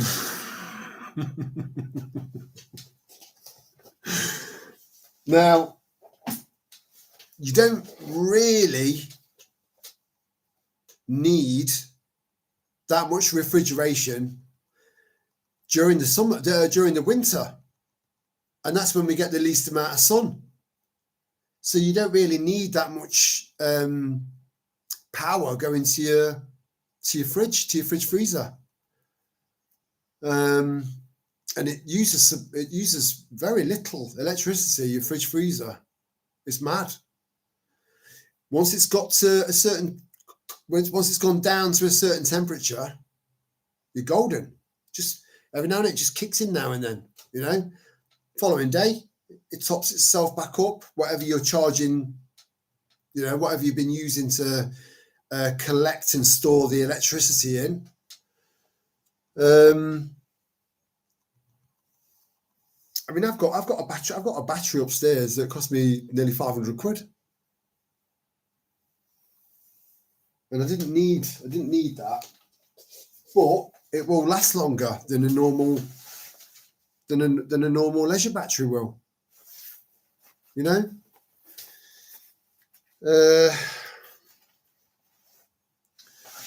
Anyway, where was that? Hardwire via Ethernet and log into router and disable Wi-Fi. I don't know how to do that, Lana. You know, I'm semi-techie. You know, I'm like a flaccid technician when it comes to tech. So you may need to give me step-by-step instructions at some point so that I can achieve that, and I'd appreciate it. Went to Cottesmore School. Okay, all right. So my school was Sandfield Comprehensive, because it changed its name from Cottesmore. So that's a fucking crazy coincidence. Fucking hell. So when my sister was there, it was Cottesmore. When I ended up going there, it was Sandfield Comprehensive. It's gone now. I don't know if you knew that, Johnny. It's a big estate, big Mardi Gras type. You know, if you want to go for, you know, a cook off on the estate that's there now, got to make sure you bring a fresh swan.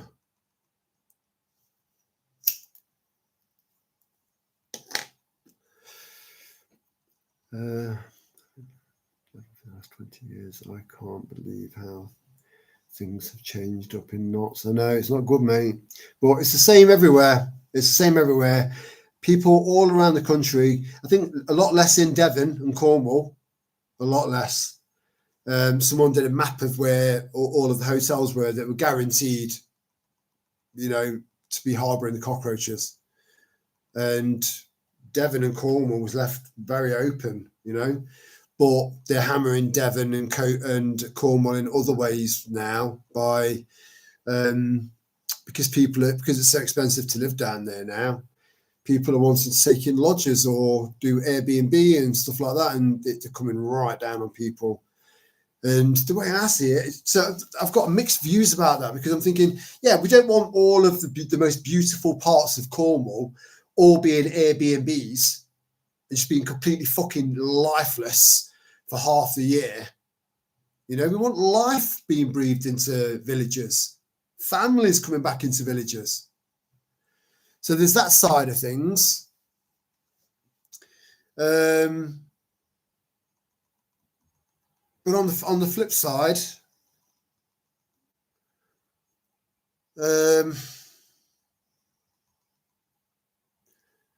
what the fuck's it got to do with our government? What we do with our property? Who the fuck are they to tell you you can't charge that much, or you're charging too much, or we're gonna slam a serious tax on you for this, and slam a tax on you for that, and double your bedroom tax because you're living on your own in a posh area that was handed down to you from generation to generation to generation, to the point where you are skint as fuck, but you are asset rich, which is the same problem that the farmers are having. Who the fuck do they think they are? Just remember that.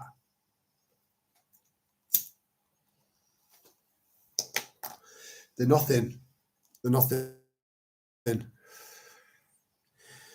Again, remember what sovereignty is. Seeing the mini wind generators look good. Shouldn't be too difficult to figure. No, they're easy to do. Really easy. Very, very easy. But again, for what they are, they're quite expensive. But if you are concerned about your carbon footprint,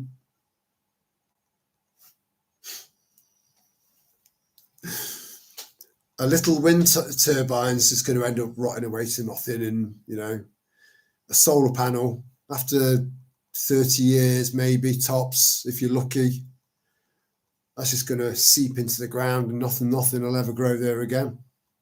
Not for thousands of years.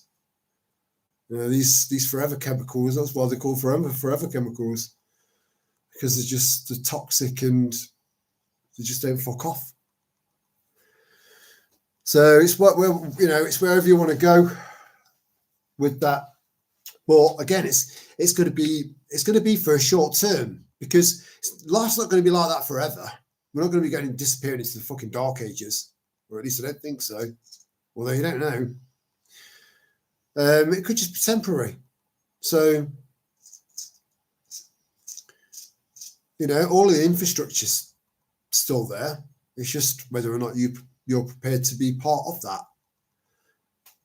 Because in order to be part of that, you've got to be part of the system, and the system is trying to push a digital ID on you, and and there's my digital ID. I'm never having it. In the last live stream, I was like, I might kind of just sit back and see how other people get on first, and then I thought, what the fuck are you talking about? What the fuck are you saying? I had to give myself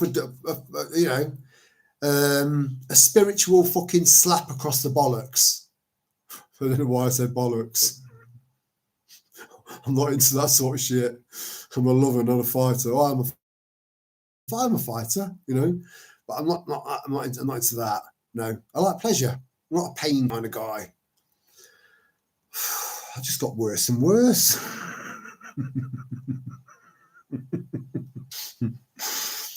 Industrial equipment for years, but no little to nothing about solar. It's when I first got that. When we first got our caravan, I knew nothing,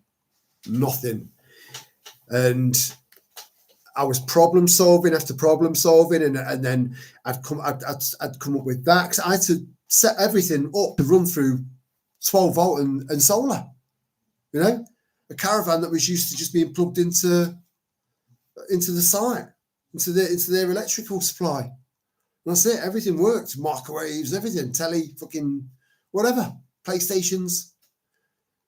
All of a sudden, this caravan is now in a little corner of a little field in the middle of fucking nowhere, under a tree that doesn't get much light. But I had to come up with a solution. And so it took me about 6 months to fully get my fucking head around it, because it sounds very, very, very simple. And it is if all of a sudden you know what you're doing when all the pennies have dropped. It is. But it's getting all those pennies to drop, the ampage and the voltage, and getting everything right so that you don't fucking blow anything up,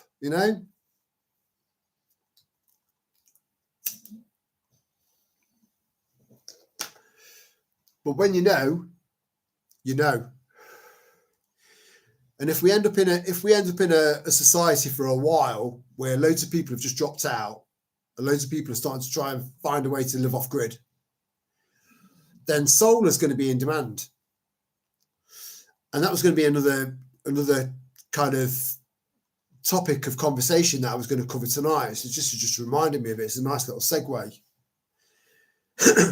If you're trying to, because I'm sure some of you will remember me talking about us living a parallel kind of society, like just living parallel to the system for a while. I said that about four and a half years ago. So now I think everyone's kind of starting to really get a proper idea of what I meant, you know. So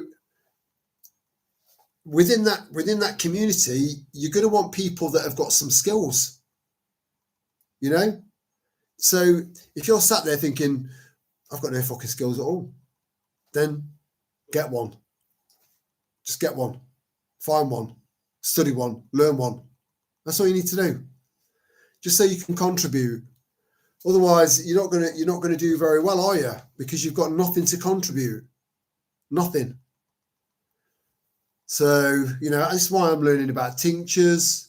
This is why I threw my head into supplements. And those supplements make a fucking difference, believe me. I'm looking into the whole nicotine thing, you know, and that's got so many different applications, loads. So the more I learn about that, everyone's going to benefit from that. I know a fair bit of first aid. I can handle myself in a fight. You know, you add all these things up. I'm a good listener. You know, I can bring people down that are on the fucking ceiling. I can bring them down to baseline just with my voice. And things like that are going to be a really, really important skill moving forward, because loads of people are going to be losing their shit. We're looking at a complete and total fucking twist in the way that we live and the way we think and everything. Everything's about to change. And not everyone's like us.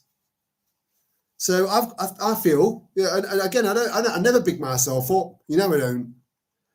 But I have developed and I am developing some skills to make myself a bit more useful, you know?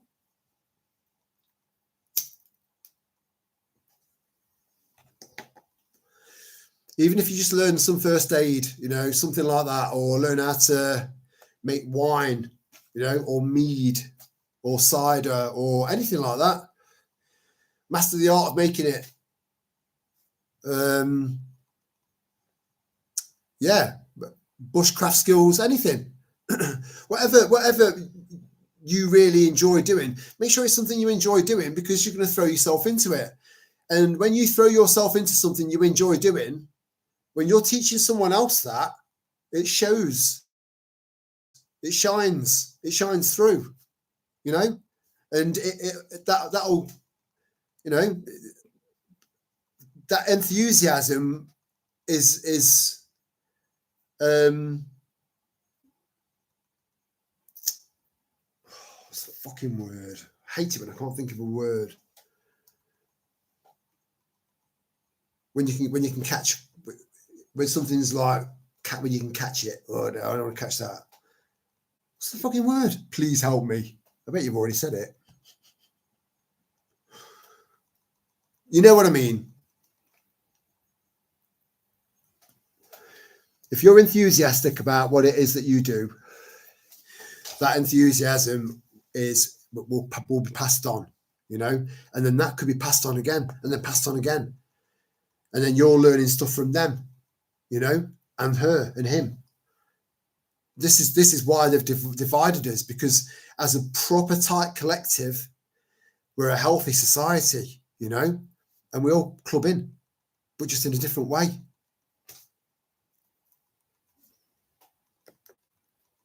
You know, pretty much most ways forward are better than the way it is now and the way they want it. Bear that in mind.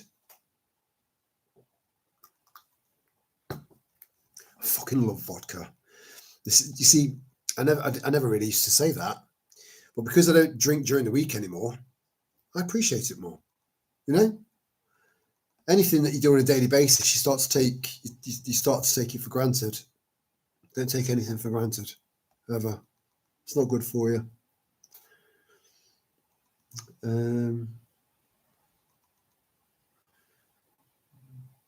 What did I miss? Who was robbed? See, I'm well behind. I do apologise, guys. I go on one, you know, especially when I'm passionate about stuff. Just heard mass shooting in Nice, France. 2 dead, several wounded. Fuck me. You know, I don't know if anyone knows this about Lana, right? She can be watching this with full attention whilst researching stuff on a phone with full attention. Because Lana, if you don't mind me saying, she was born with like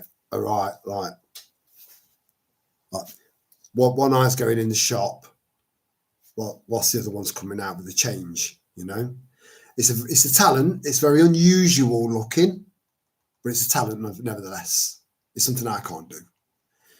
So thank you for that very disturbing update, Lana. And Lana hasn't got eyes like that. I'm just fucking with you. Contagious. God, how far behind am I?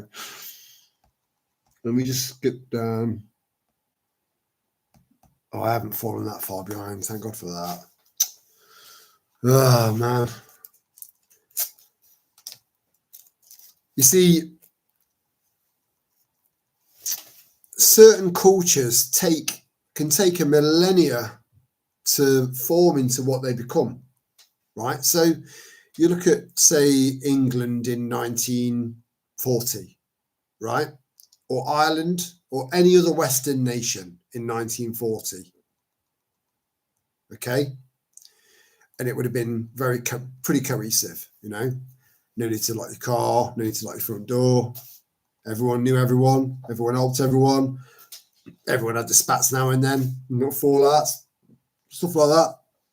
Human.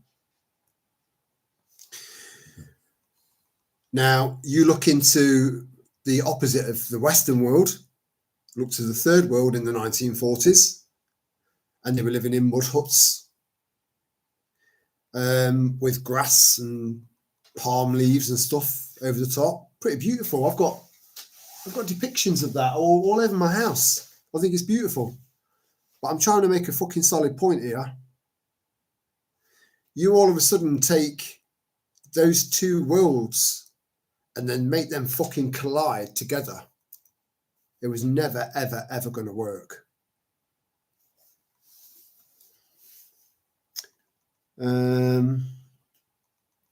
It was a Muslim magazine only a couple of weeks ago, I mean. I don't know what that means. I do apologise, Ruth. I've lost context. Skills will be essential after the crunch. I used my last employer for every course I could. Yeah, do that. And your employer will fucking love you for it as well, because you'll be like, oh, she's really enthusiastic. You know, I like that. Or he's really enthusiastic. I really like that. Yeah. Yeah. Plus, every workplace that's got more than X amount of people needs to have someone that's a first responder. And I've been a first responder, you know? So I do know a fair bit. Probably a bit rusty on a few things, but I think a lot of it I just would come back to me. You see, another thing about what happened in Manchester that pissed me off is that if you turn up at a scene, so please bear this in mind moving forward. If you take anything from tonight, right? If you turn up and there's been a fucking bomb's gone off, and you've heard a bang whilst you're getting your fucking couple of pints or whatever, and then you've gone to find out where the bangs come from, and there's just fucking carnage everywhere. there's a leg there, a head there, but then there's 3 people. 2 of them are screaming their head off, and I mean fucking screaming, blood-curdling screams. Go to that 3rd person that's still intact, because whilst they're screaming, they're still alive. So you could potentially save 3 lives, you know, as opposed to 2. Always go to the one that's not making any noise. Yeah, I've still got the raw footage on my phone, you know, of this dead person that was clearly dead on the floor, but no one was checking to see if he was dead. No one was checking for his vital signs. He was lying there, pool of blood, just a halo of fucking blood. No one bothered to go and check to see if he had a pulse, if he could be saved. Nobody. And that made no fucking sense to me whatsoever. And just adds another layer of weirdness about the whole thing. But yeah, if you can try and talk your employer into putting you on a first aid course, it's still training. It's all knowledge. Even if they put you on the most basic of first aid courses, you know, really fucking basic. That's still something. I could still save someone's life. It could save yours. You know. I see you in a whole different light now, Lorna. She's a dark one, Michael. Very dark. I try to watch what I'm saying about her, because I've heard that she's, you know,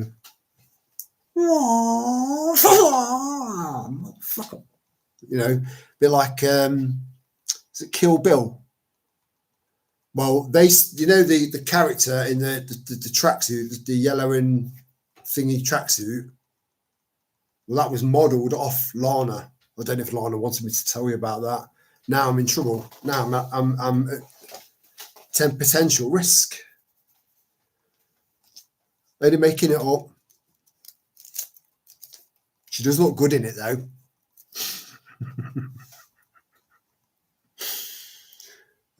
Where there's rage. I thought I said something else. Hey up. Weather's raging out there. No such thing as bad weather, just incorrect clothing. I love that little emoji.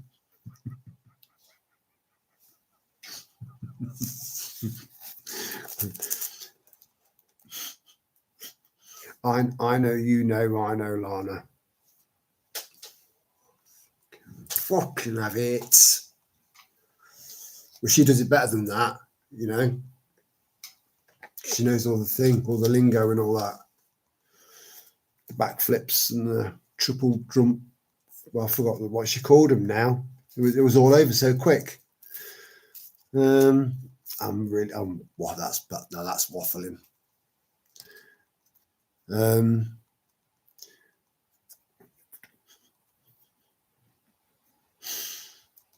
I wouldn't like to be out in this, you know, and it can get as rough as this during the middle of winter.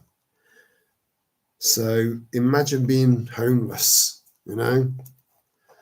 Okay, you know. And then you start to think, and they've all got 4 5-star bedrooms. You start thinking, but then you've got to return yourself back and think, right, I did know that already. I'm not going to allow it to piss me off. I'm just going to see this through until it all gets put right, you know?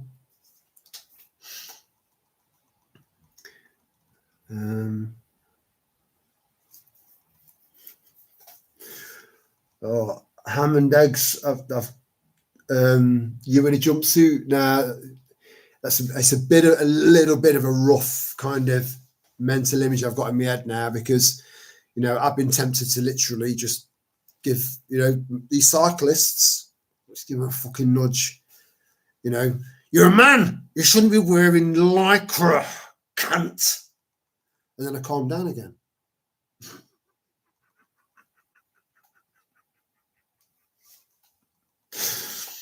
Oh dear.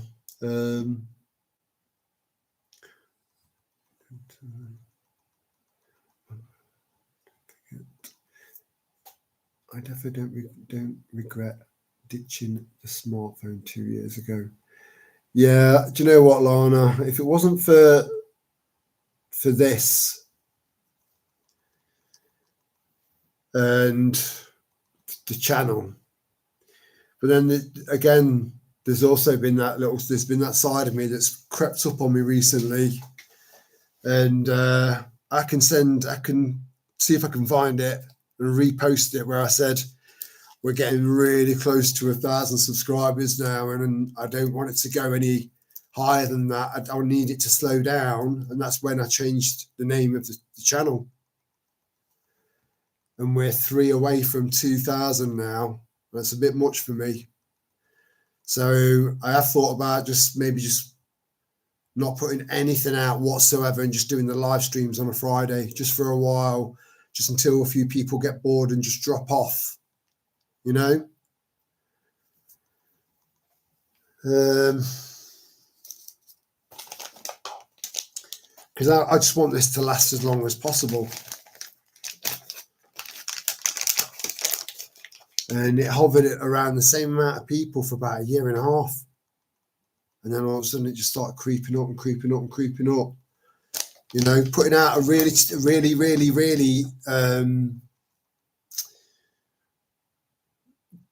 very, very straightforward joke. Just a joke that lasted 8 seconds. 8 seconds. And it got 36,000 views. So that didn't help. So that's what I'm saying. Maybe I should just go to just answering emails. So if anyone wants any links to anything or any advice on anything that you think I might be able to help you with, I don't know everything.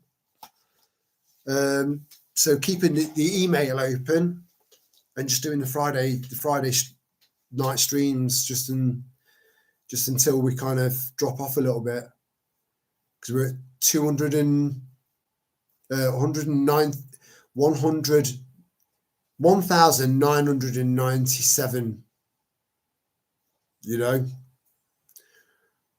that's a bit much for me, you know, because I'm not in this for the money, and I'm not in this for notoriety. I'm not in it for any of that. It's about just trying to fly under the radar and just keep each other informed and make sure we don't feel alone.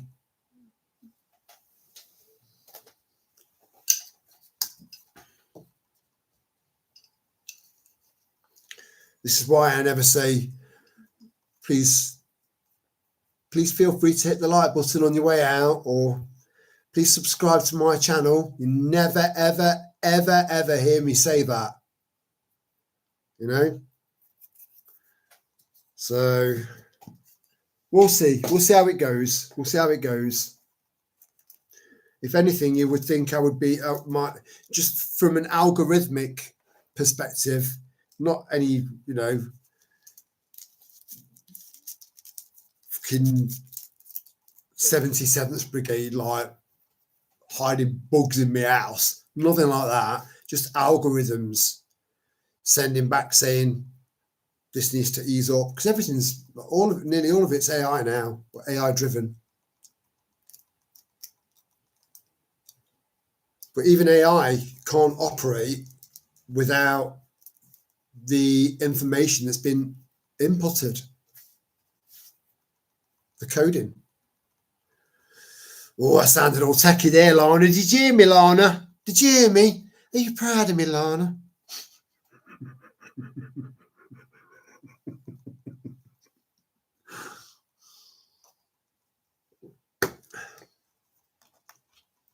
It's code. No, I mean it is code. If you're from Nottingham,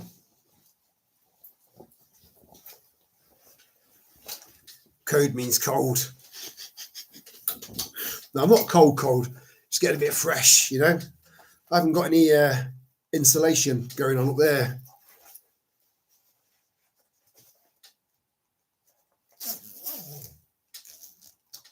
Always have to be careful with these zips, you know. Fuck me. I've ended up in some right fucking messes because I've forgotten about this bastard. You know, I'm thinking, how am I going to get out of this? You know, like almost like self-bondage, accidental bondage. And I'm not into that sort of shit. But I do need a wee. Bear with me.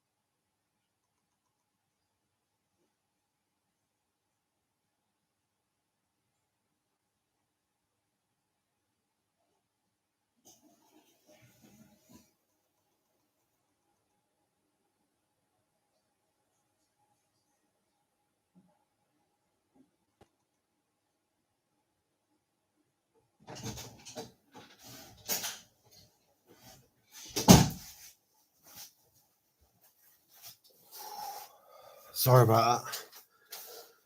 Long way to travel.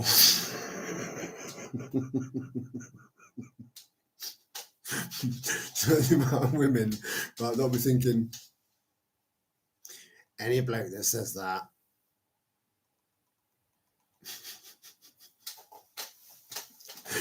I know why that's called tackle. Oh dear. Where were we? Apparently they can cause nerve damage. That wouldn't surprise me, Dave. You know, that's what I'm saying. But then I do. I wear boxer shorts that are quite stretchy. You know, you should just wear cotton, really. Yeah, you should just wear cotton.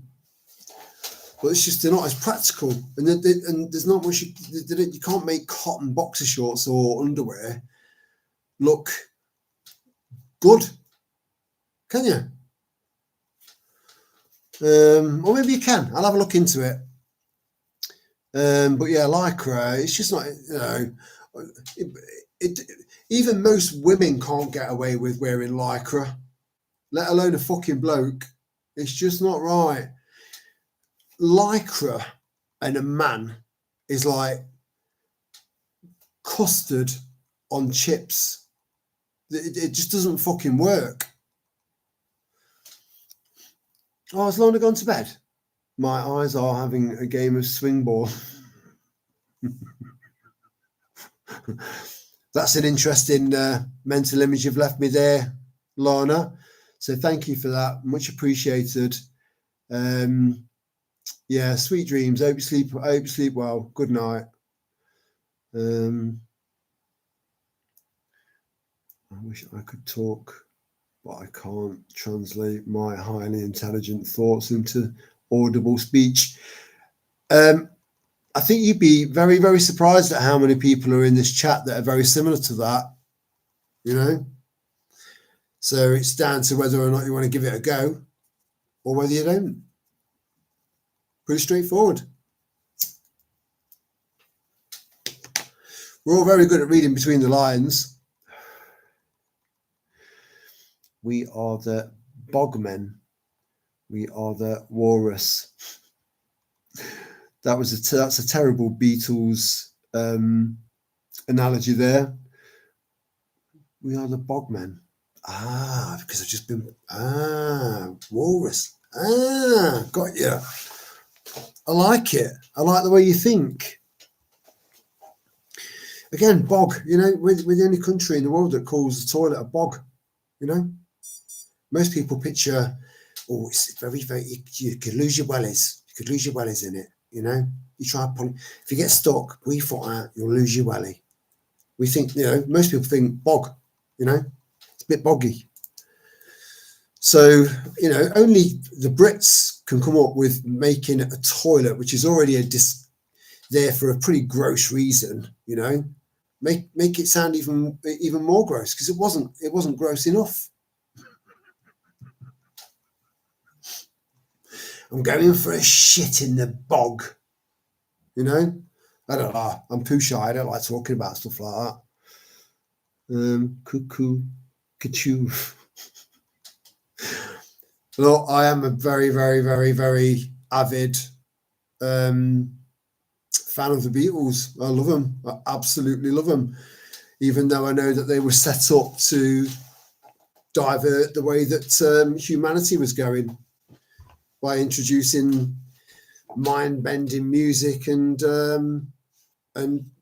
not literally passing drugs around, but it became no secret that they were being inspired through being off their tits on psychedelics. So loads of people started taking psychedelics. This is the power of the world of pop, the power of the world of music, the arts,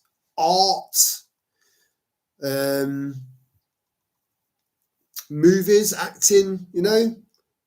They've weaponized all of that against us, all of us.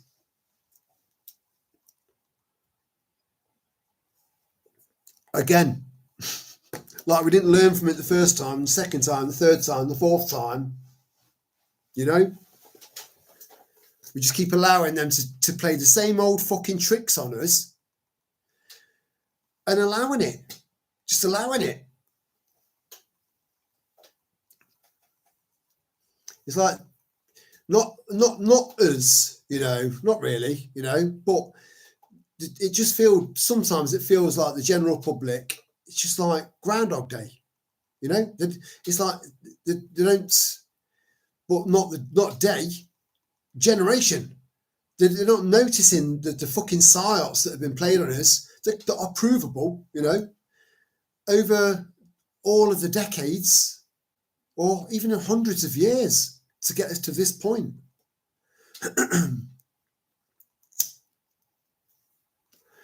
But at least some of us are noticing. It's better than a kick in the bollocks, I suppose. We call where the public toilets are Bog Island. And it's in a grassy circle area. God. I've always said there's a naughty side to you, Ruth. It comes out in your chuckle, you know. Your chuckle says a lot about you. It's so fucking cute, you know. But I know there's a naughty side of you. You've told me you swear like a trooper, you know, when you're feeling passionate. You know, if there's a cunt on the telly, you'll go, come. You know, you're not shy. But I also think there's a lady in you, you know. Nice combination. Was there two Pauls? What the fuck? My missus lived near his ex-wife that did the vegan pies with one leg.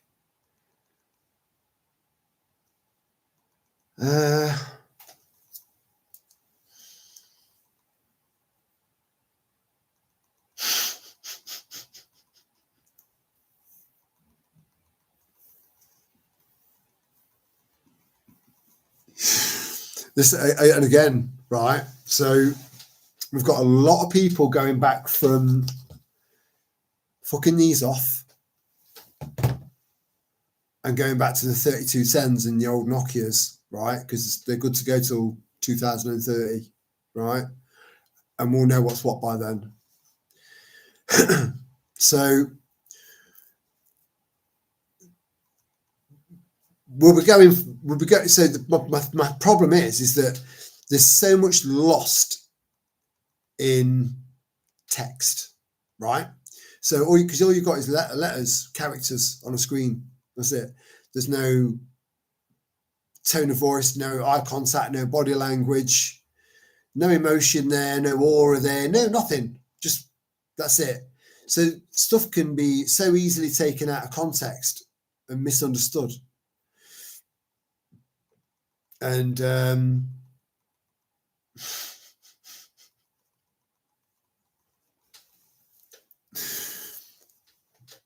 yeah, our current phones can do so much more. You know, we've got a lot of knowledge right at the end of our fingertips, providing we use our due diligence and make sure that we know that what we're taking on board and reading and understanding can be backed up with some sort of evidence or a very, very strong, reliable gut feeling.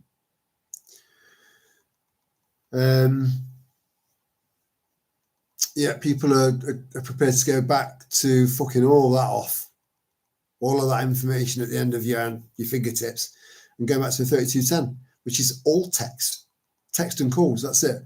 Texts, calls, and Snake 2, which is pretty good, to be fair, you know.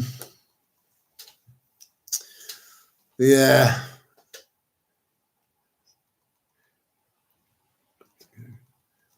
Good night, my friend, and thank you for joining us tonight. Much appreciated, Jordan. Sleep well.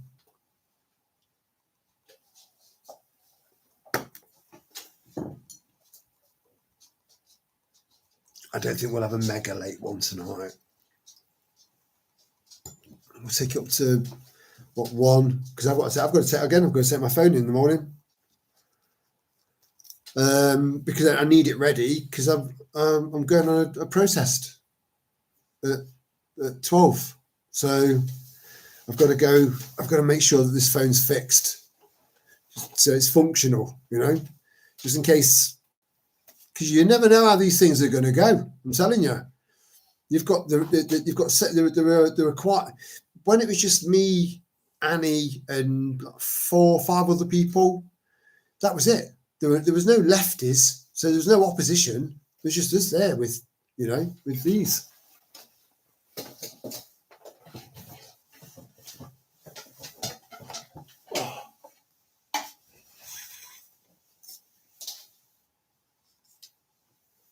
No lefties required. Next thing you know, every fucker in the granddad's turned up. You know, they're all there. It got quite big quite quickly.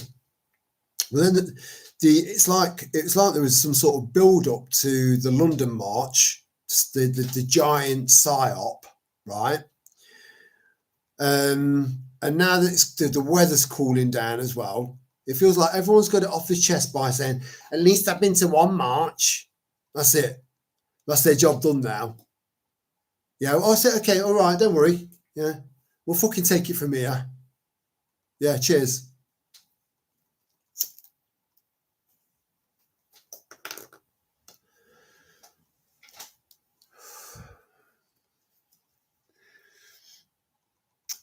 Good night, Dave, and thanks for joining us, mate. And thank you for continuing to appreciate the fact that I am bringing that fucking northerner out of you, at least for a couple of hours every now and then.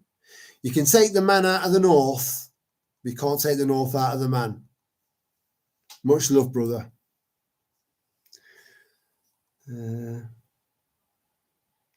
Dias Vult. Is this the bit? Is this the bit where I have to learn a bit of German, or I've got to learn Italian book down here, but I don't think that's Italian, mate.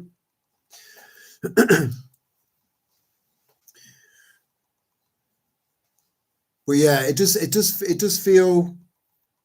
It's only saying night to J. See, that just backs up my point about text, chat. This is why I wouldn't mind. I quite like the idea of maybe doing.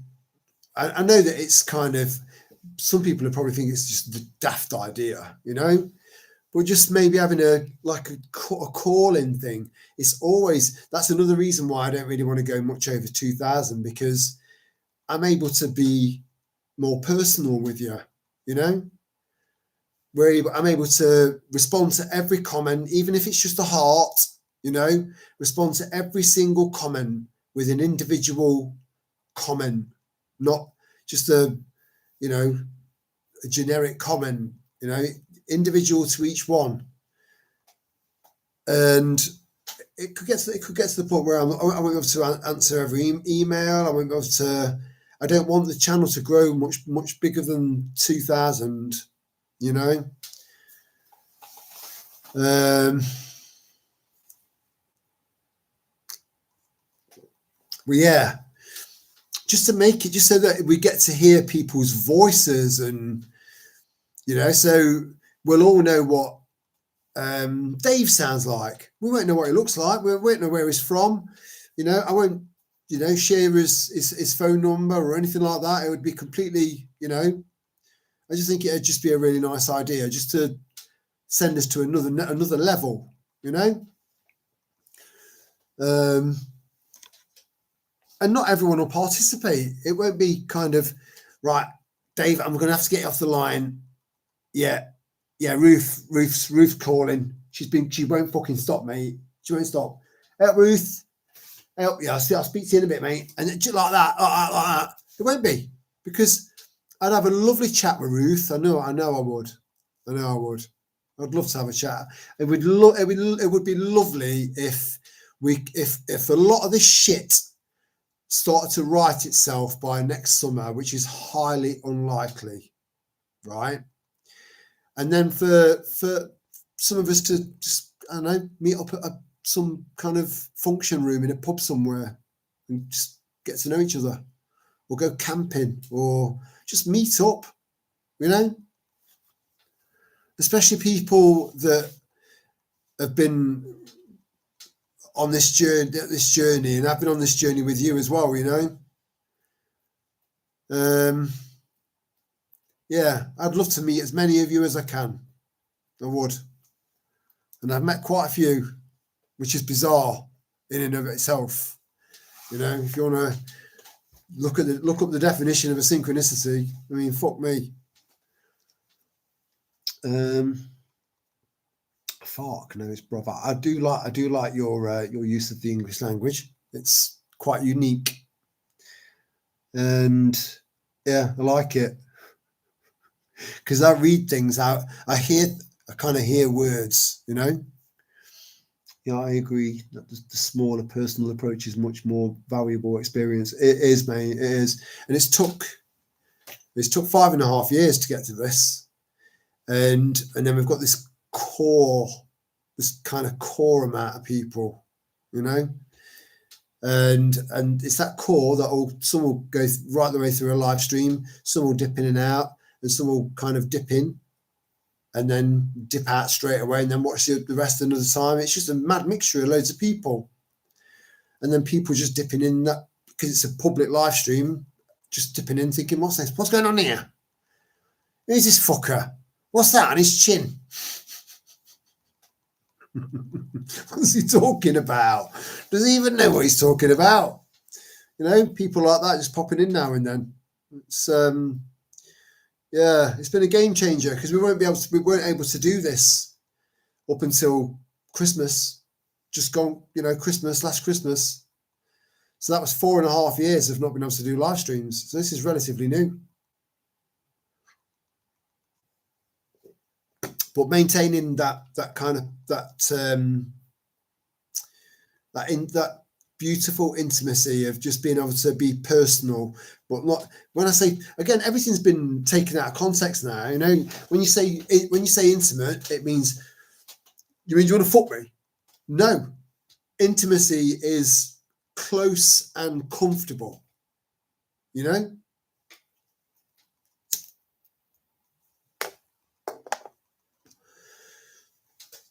And, you know, we're all experiencing this fucking shit show. this circus, this clown on Clown Planet. In fact, no, the planet's perfect. The planet is perfect. It's beautiful. It's the clowns on it that are fucking shit up, you know. And we're all experiencing all this together, and it is very personal because it's a spiritual war. I think we can all agree on that. Everyone I've spoken to about all of this has agreed with that, and I agree with that. It's a spiritual war. Again, it doesn't necessarily have to mean anything religious. It's a war to just destroy your fucking soul, and as long as you know that, that's your greatest defense. So you'll find a way to maneuver around it, but being around like-minded people helps us to do that, you know. I think we've all experienced some degree of isolationism over the last 5 years, and some more than others. And this is just a good way to bring people together a little bit in some way, you know.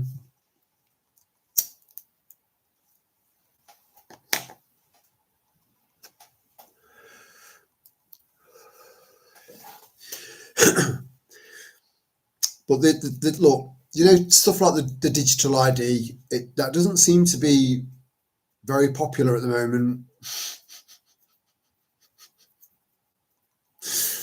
I think that they naively thought that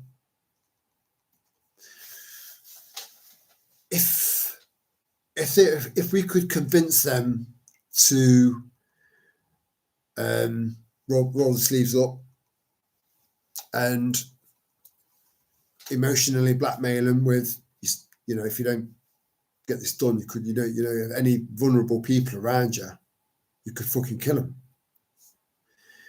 And then people just being forced into a corner at work. If you don't get it, you're fucking gone. You're out of work. You know, not knowing that the man or the woman that was told that if you don't get it, you'll kill granny, was lied to. And the men and women that were cornered and told that they were going to lose their jobs if they didn't get jabbed were lied to. So I think that's one of the reasons why so many people have started to get so informed about what's happening around them, because they don't want to get bamboozled again. Nobody does, you know. What is it? Fool me once. The laugh's on you. Fool me twice, the laugh's on. No, fool me once, the laugh's on me. Fool me twice. Oh, fuck it, I don't know. I know. I've got a rough idea of what it means, but I really did butcher the fuck out of that.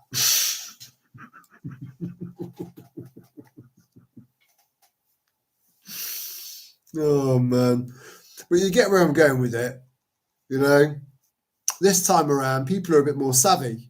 People are starting to question things a bit more. Not everyone, you know. Again, I'm a very courteous man, right? I'm just courteous. I'm just fucking nice like that. I'll let you out, you know. I'll let you in. I'll open the door for you. I'll keep the door open for you. I'm just like that. It's just courtesy, and it's free. It's fucking free. You're there anyway. You're not going out your way. So I kind of expect everyone else to be like that, and it gets on my fucking tits. It's not like that.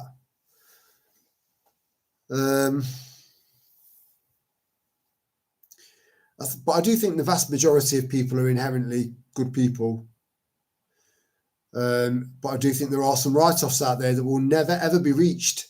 But it's at what point do you think, right, I know that they will never, they're one of the ones that are a write-off. How do you really know that it might just take what they've seen on TV that day and the following day, and then that one specific conversation you have with them the day after that brings everything together and wakes them up like that? You just don't know. And that's why you just can't stop.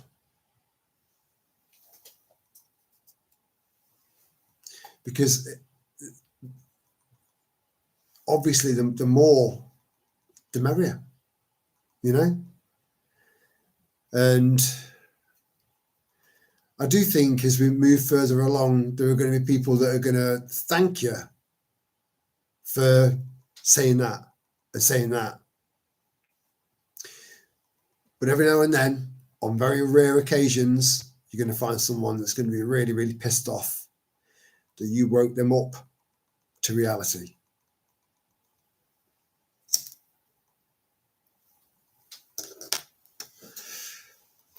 Been saying for a little while now, you know, the truth is usually uncomfortable. You know, try and think of just 3 examples of the truth now, off the top of your head.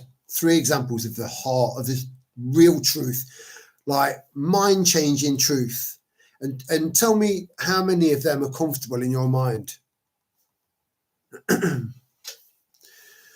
But the more uncomfortable it is, the more it etches into your brain, which is good. You know, the school of hard knocks is the best school in the world, in the universe, because it's natural.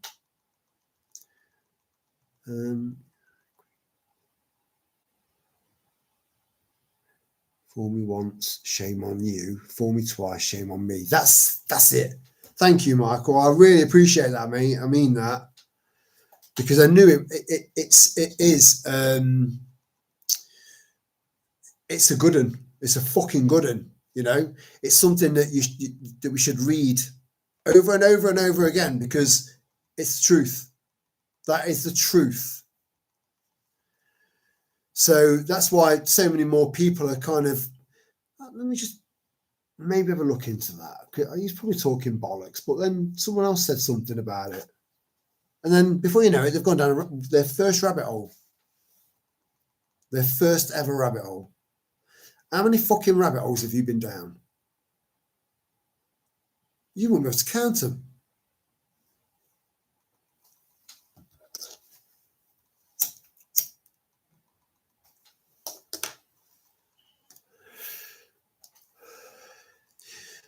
But it's the same principle as the saying, 1,000-mile journey starts with 1 step. You know, a journey to the truth starts with 1 rabbit hole. It does. And again, it's going to be really uncomfortable for a lot of people, but so fuck, we've been through it. And it's right. The truth is the truth, you know? People need to know the truth. And with me, it's like, whether you want to hear it or not, I'm going to tell you. But I am getting better at my approach and the timing, you know? Sometimes you've got to mix it up a little bit, and sometimes you've got to adjust a little bit and tone it down a little bit and tone it up a little bit, and sometimes just blast it at someone when they don't see it coming. You know, everything and anything. They're now paying people that are obviously they're doing what I'm doing now, doing a YouTube channel, right? Well, these people have got massive followings, and they carry the banner of religion, right?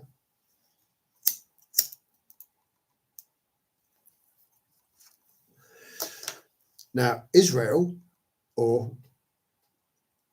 connected to Israel, that's going to just look into it, are paying these influencers $7,000 per post to put Israel in a nicer light.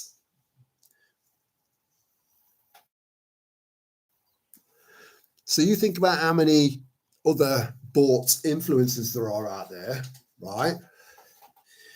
That are pushing other narratives on other people, you know, unhealthy ones.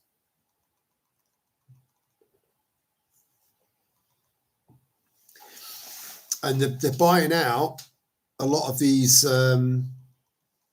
platforms as well. So they know that the danger comes from things like this, where people are talking openly and listening and getting involved, you know. And there are loads of people out there doing this. And they know that it's the alt-right, which is basically just independent media that's unbiased, generally, that's putting out the truth and giving people another angle. Now, they thought, I mean, their first attempt at trying to censor people that were starting to look at alternative views on a bigger scale was when Russia Today was on cable, digital, whatever it is. I don't fucking watch that crap. I ain't got it, so I don't know. But RT was on there, and Al Jazeera was on there for a while. I'm not sure if that's still on there.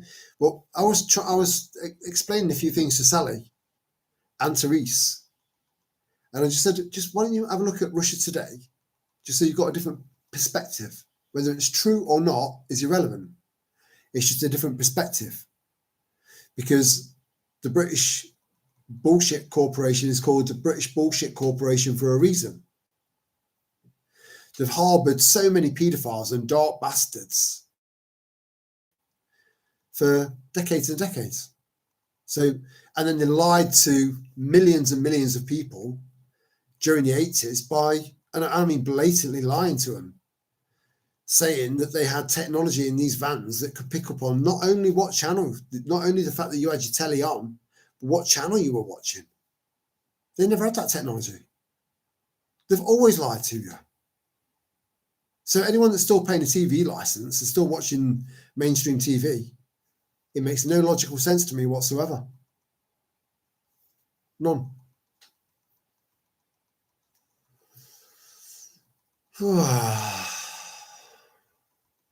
That's better.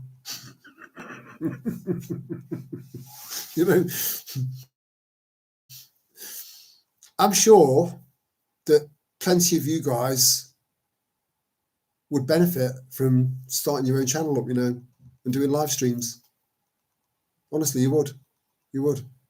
Don't let the fear of what's being said out there about 30 people being arrested every day for talking about people from there and people from there and calling them cockroaches, you know, and slagging off the pigs because they are pigs and they're useless, slagging off our government that's corrupt and lobbied and controlled by Israel, you know. Just don't worry about stuff like that. There's no proof that 30 people a day are going away.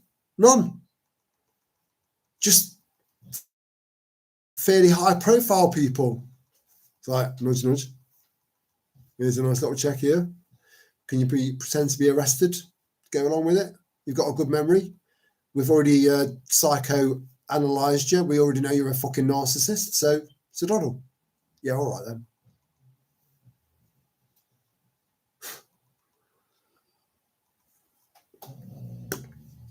Oh, I don't know where I was going with that.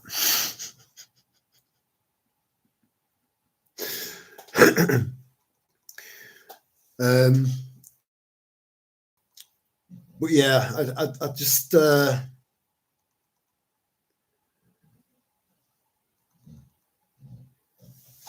if I was to give any advice now, it would be to learn some very, very practical skills very, very quickly, because all of this is roller coastered and it's going to continue to roller coaster. And it's, you know, like anything else, like something like a snowball rolling down a hill, you know.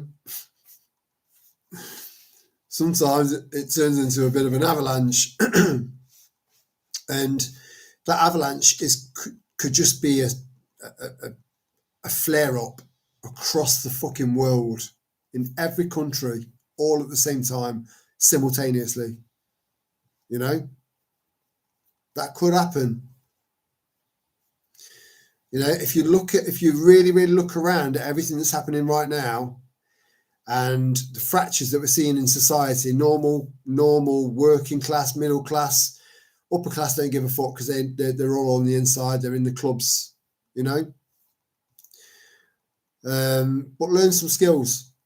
At least get fit, you know. And I know you're fucking sick and tired of me saying those three rules: eat less, eat better, do more. That's it. That's all it is. It's that simple. It is. The only thing that's missing from some people is self-discipline. That's it. And that's one of the most important parts that you need to be working on, if I'm honest. Just saying. They don't have the prism space to even make their BS believable. Yeah, exactly, Dave. Look,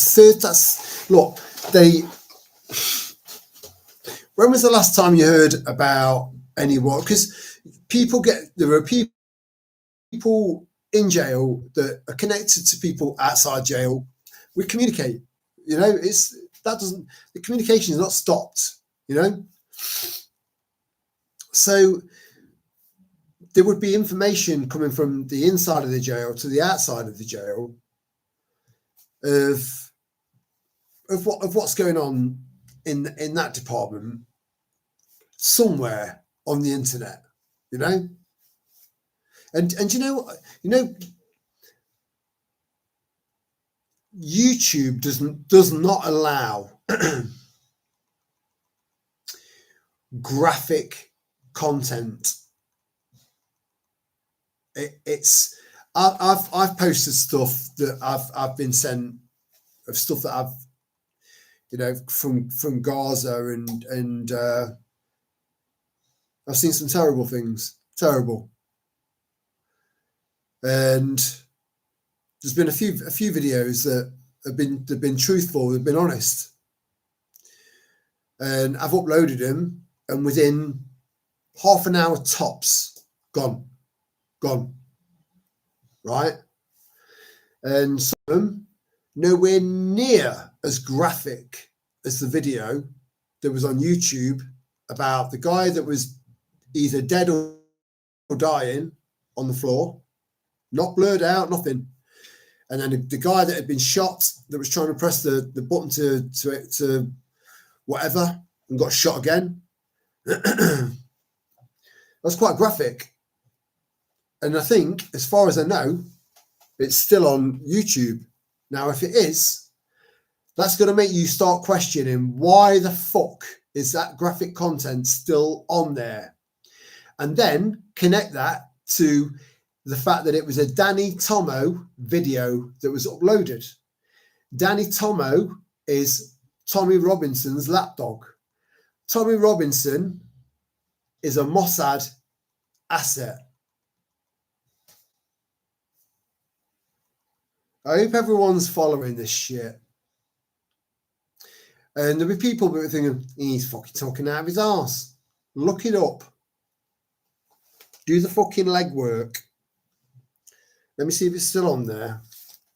Because if it is, then that means it's been on there since it happened. When did that happen?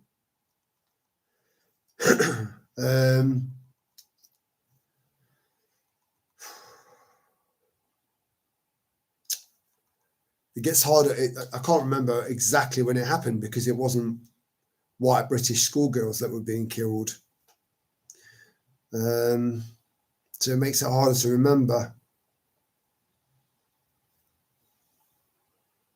I've had to start my phone again, so bear with.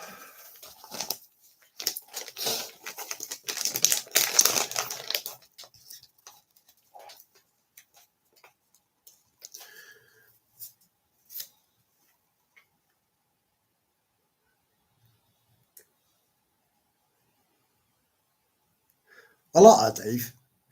But you see, you kind of, I think you're one of these people. You put him in front of a fucking motor and go, this is fucked. Go, let's have a look.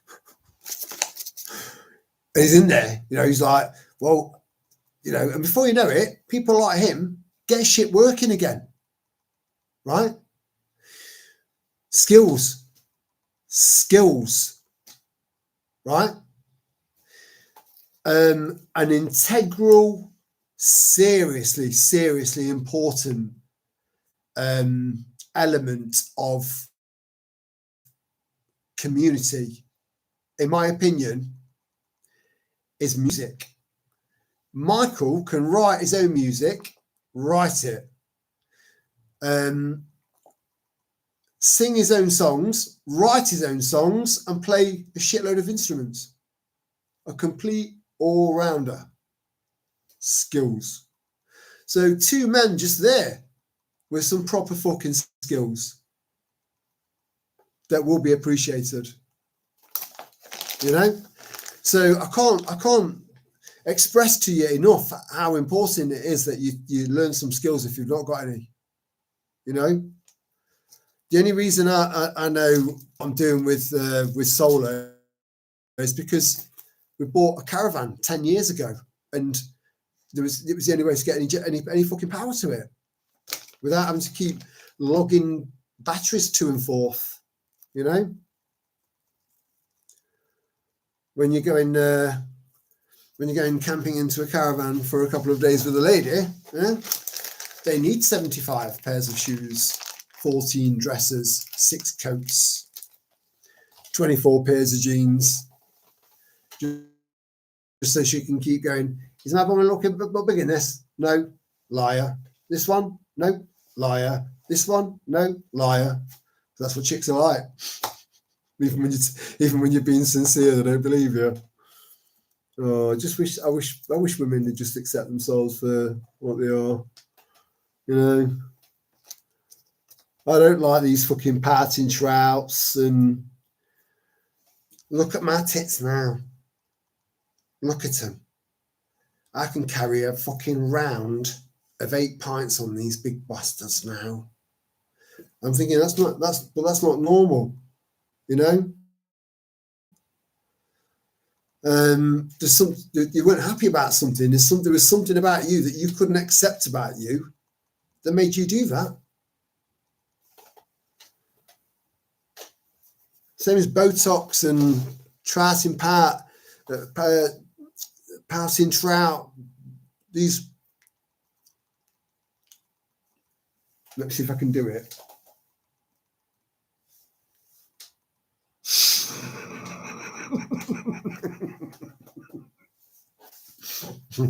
That took way more concentration than I thought it would.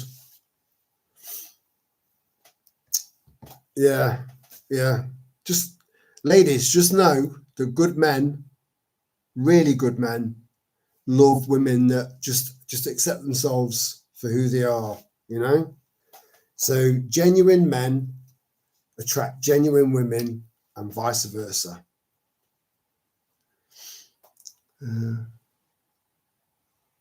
But yeah, that's a good idea.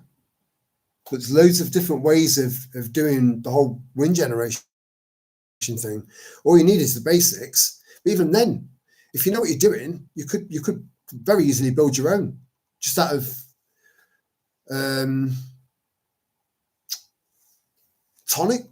plastic tonic water bottles. You could get 5 right shaped, maybe 5 blades out of one of those bottles to build your own wind generated dynamo, and then dynamo systems, buy 5 of them because they're not that expensive. The actual systems themselves, not that expensive. Buy 5 of them in, so then you've got 4 sets of spare parts moving forward that you're not going to be able to get further on,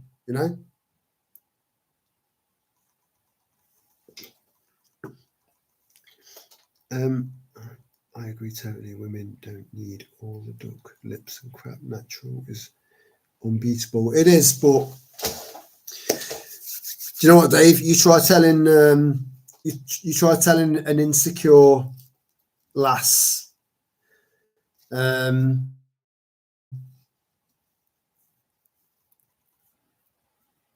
yeah, you know, it's not that simple. Women are way more complex than we are. Way more, you know. But that's not to say we're not complex either, you know, because we are, and that should never get overlooked. But women, fucking hell, on another level. Well, then they'll be saying the same about us, maybe.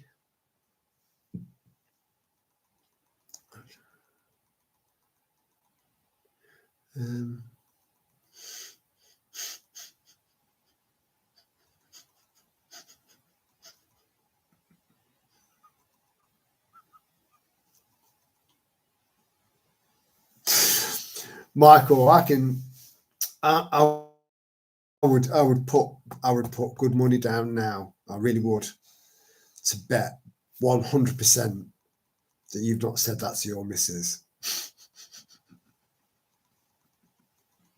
Because I just picture her doing like the ultimate fucking groin kick that I've ever seen a woman do, like proper full on judo groin kick, you know, to the point where you get launched off the floor just by a couple of inches for a couple of seconds, or a split second, then back down again, right? And that's it.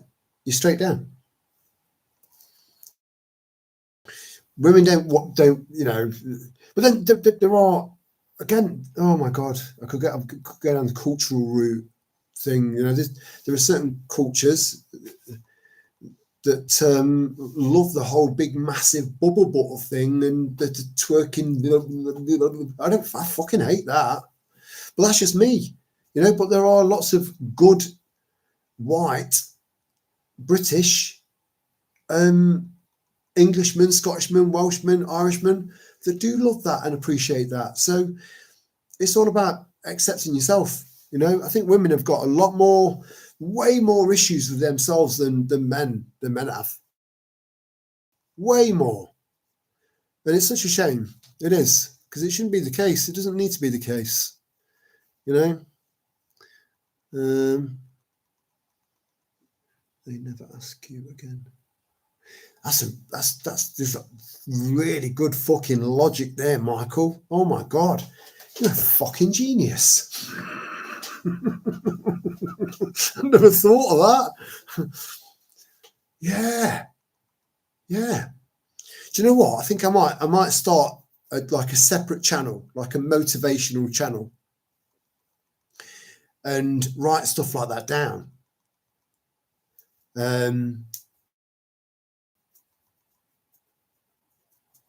But also make sure they signed a disclaimer stating that I won't be responsible for the breakup of their marriage or their relationship. Winner, chicken dinner.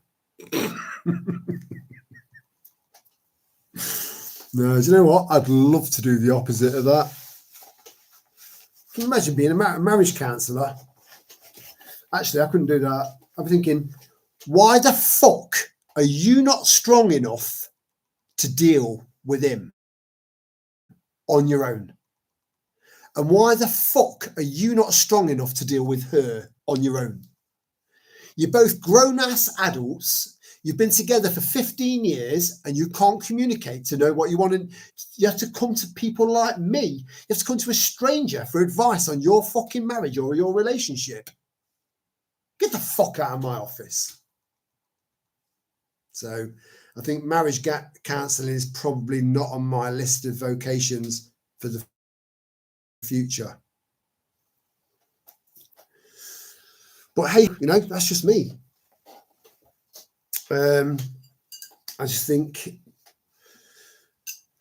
going back to the whole skills thing, you know, even if just, you know, learning to forage and stuff like that is going to be seriously important, because if you went, say, 5 doors up or 5 flats up or wherever you are, right, and knocked on that house, either way, 5 doors either way, right?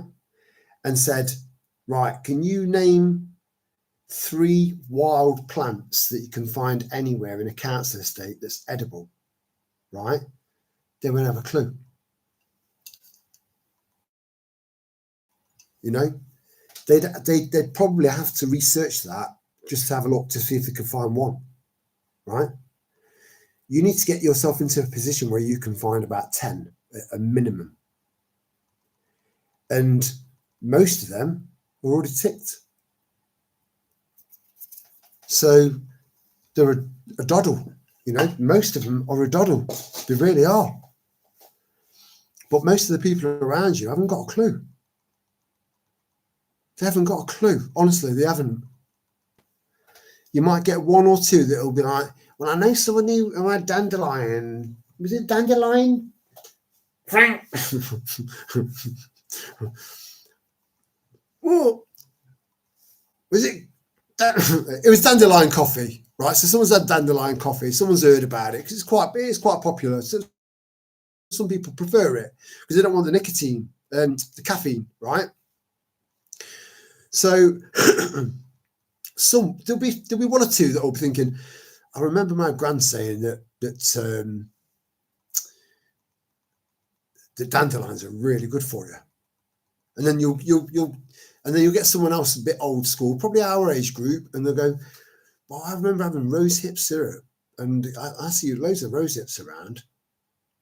And I had rosehip syrup as a kid, you know. So you get the odd one, right? But not many, nowhere near as many as you think. I'm telling you. And that gives you an upper hand. You've got to be looking out just for you and your dependents. That's it. That's it.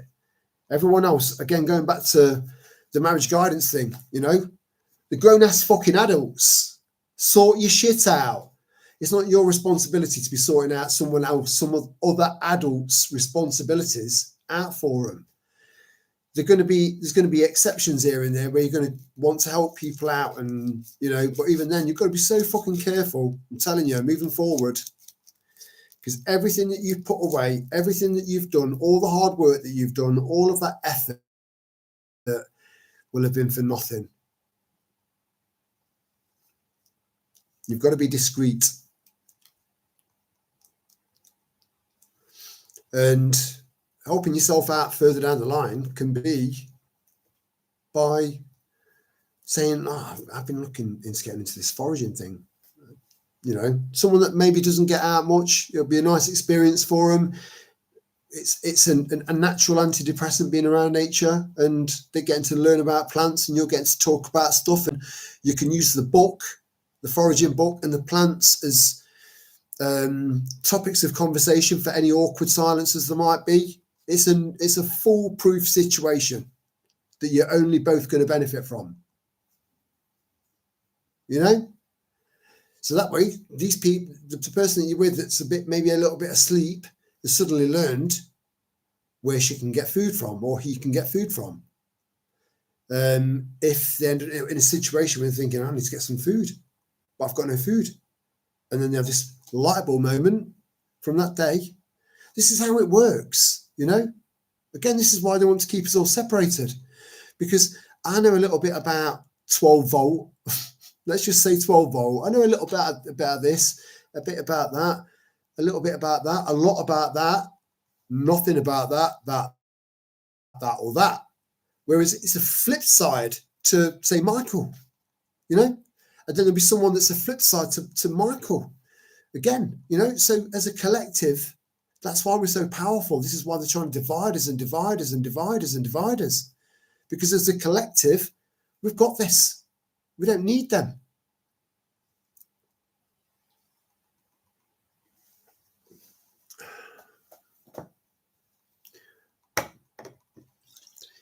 As they say in Scotland, I'm just going, for a wee.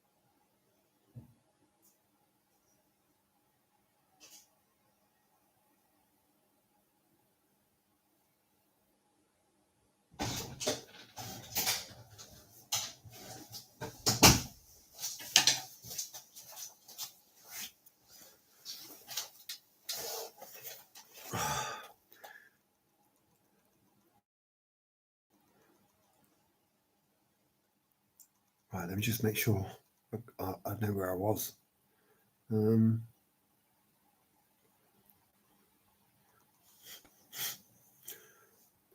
Luckily we left then.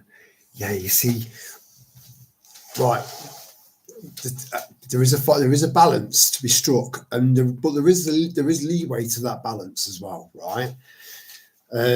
Women do like the right kind of bastard, right? So now to get the right balance of being a bastard, you need to bring cheekiness into it, but it's got to be the right kind of cheeky. If you can be a cheeky little bastard, a cheeky bastard with a bit of a grin, you know, or just that, or a look in your eye, you know, women love that. It's the only way you can get away. It's the only time you can get away with avoiding having to buy them some more fucking flowers, right? Because they've took something the wrong way, you know. But women do seem to love that, you know, because it's playful. It's playful yet still masculine. You're still being a bastard without being a bastard, you know. But no one knows you better than your missus, mate, and no one knows your missus better than you, other than each other. Brambles, nettles, and dandelions are amongst the most common, and they're amongst the most important. They really are. Not so much brambles because they've got their uses, but hawthorn's really important. So hawthorn, nettles, and dandelions are quite abundant at the moment, and a lot of them will continue to be so. But if we do end up with a really, really, really rough winter, which is possible, because I've never seen everything ripen this fucking quickly before, ever. Have you? You know, blackberries being ready to pick in June. That wasn't right. That wasn't normal. Towards the end of June, so there's something aguan. So yeah, which in turn means that birds and stuff like that, they're going to struggle, because a lot of the berries will have dropped and kind of, you know, de-seeded and what have you, and then just turned into nothing, became part of the soil, rotted down. So it might be worth just getting some fat balls.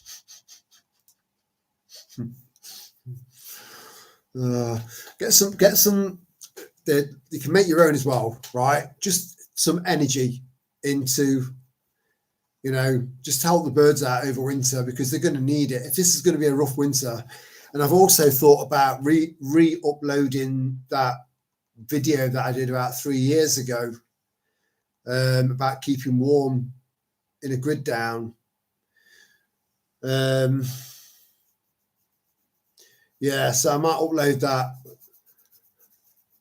and I'll put in brackets it's a re-upload, because I'm not going to cheat the channel by pretending it's a brand new video, you know.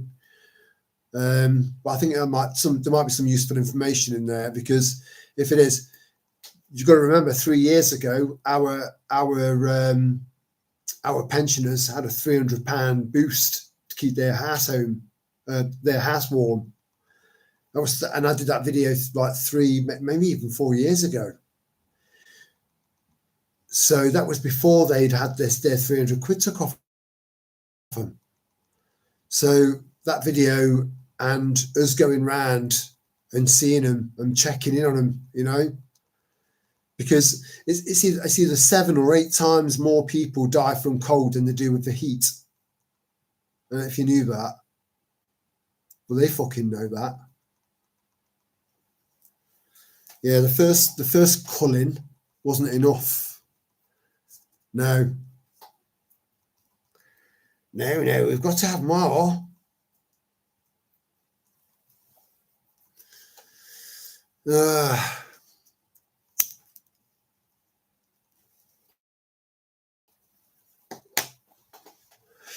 You got to steer well on. So yeah, getting back to that one, the three most important ones I'd say are nettles. Dead nettles die a little bit earlier than stinging nettles. They're not quite as hardy, but they still go for a while. Hawthorns, they do go for ages, and it's mad because it depends on where you are as well. If you go into towns and cities and stuff that you got hawthorn bushes and stuff, they'll give their fruit really, really early. Whereas if you go into the rougher areas where it's a bit more open, a bit wilder, the plants are just tougher. You know, they hold on for as long as they can. But that's a very, very important berry and leaf, hawthorn. But look out for that. You can eat the berries straight off the bush, but don't just put one in your mouth and just chomp down on it, because I'm telling you that pip, it will chip your tooth. It will do your head in. It will surprise you at how tough it is. This is why people separate them with a mortar and pestle, you know. That was Keir Starmer, right, last weekend, with the bloke who only spoke Ukrainian and was just over 16. Come for me, cunts. Oh dear, I was in such bad taste. I'm so sorry. I'm an innuendo guy, you know. I get innuendos all the time. I think it's British. It's very British. You know, you go to our seaside, all of our seaside resorts, and they're all they've got loads and loads of the old postcards and stuff, and they were all like, you know, adult, bit rude, bit naughty. You know, it's in our culture. I think it's lovely. I do. As long as you don't make it dirty and sordid, but keep it British, keep it English, you know, and British. Anyway, I let my dandelions self-seed in my...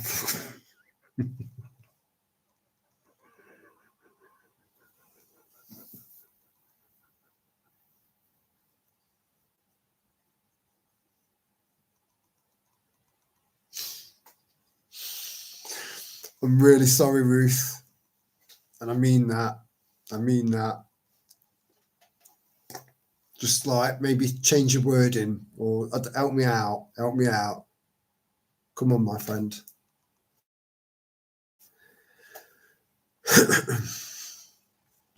People must think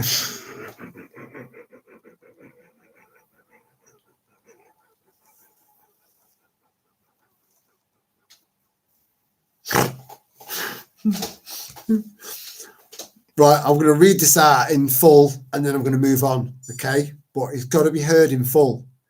And I'm sorry, Ruth, but it's got to be done, okay? I let my dandelions self-seed in my front garden. People must think I don't care.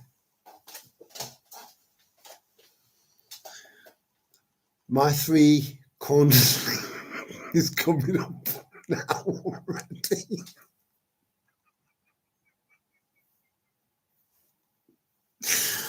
Is there something wrong with me? I think there might be, you know. I'm so sorry. And calling it a 3CL as well, it makes it like it's XXL. Yeah, the bigger the better. No sign of. Yeah, it's coming up. Should be February, I think.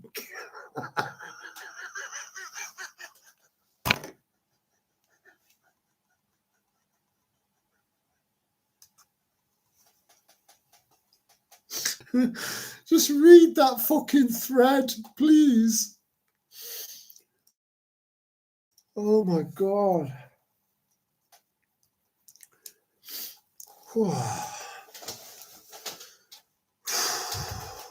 Composure, man.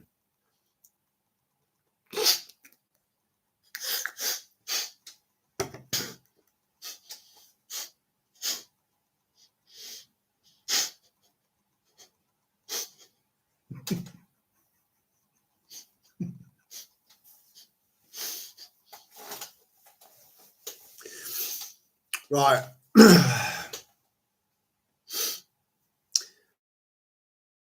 Let's draw this evening to a close as adults, okay? Because we're reaching the 1 a.m. mark. Where'd you go, Mark? And yeah, I think it's been quite nice that this naturally came to a really, really positive end. You know, I love that. I try to make sure that I do that every time we do a live stream, you know, because we have to. It's good. It's good for us, and it's none of it's fake. It's all real, you know. Proper grassroots. Everything that's done moving forward from a societal point of view, whether it's marches, protests, uprisings, whatever that is, whatever it transpires into, it has to be organic, and you'll know if it's not. And it being organic, it's the only way that it's going to work. I hope that makes sense to someone.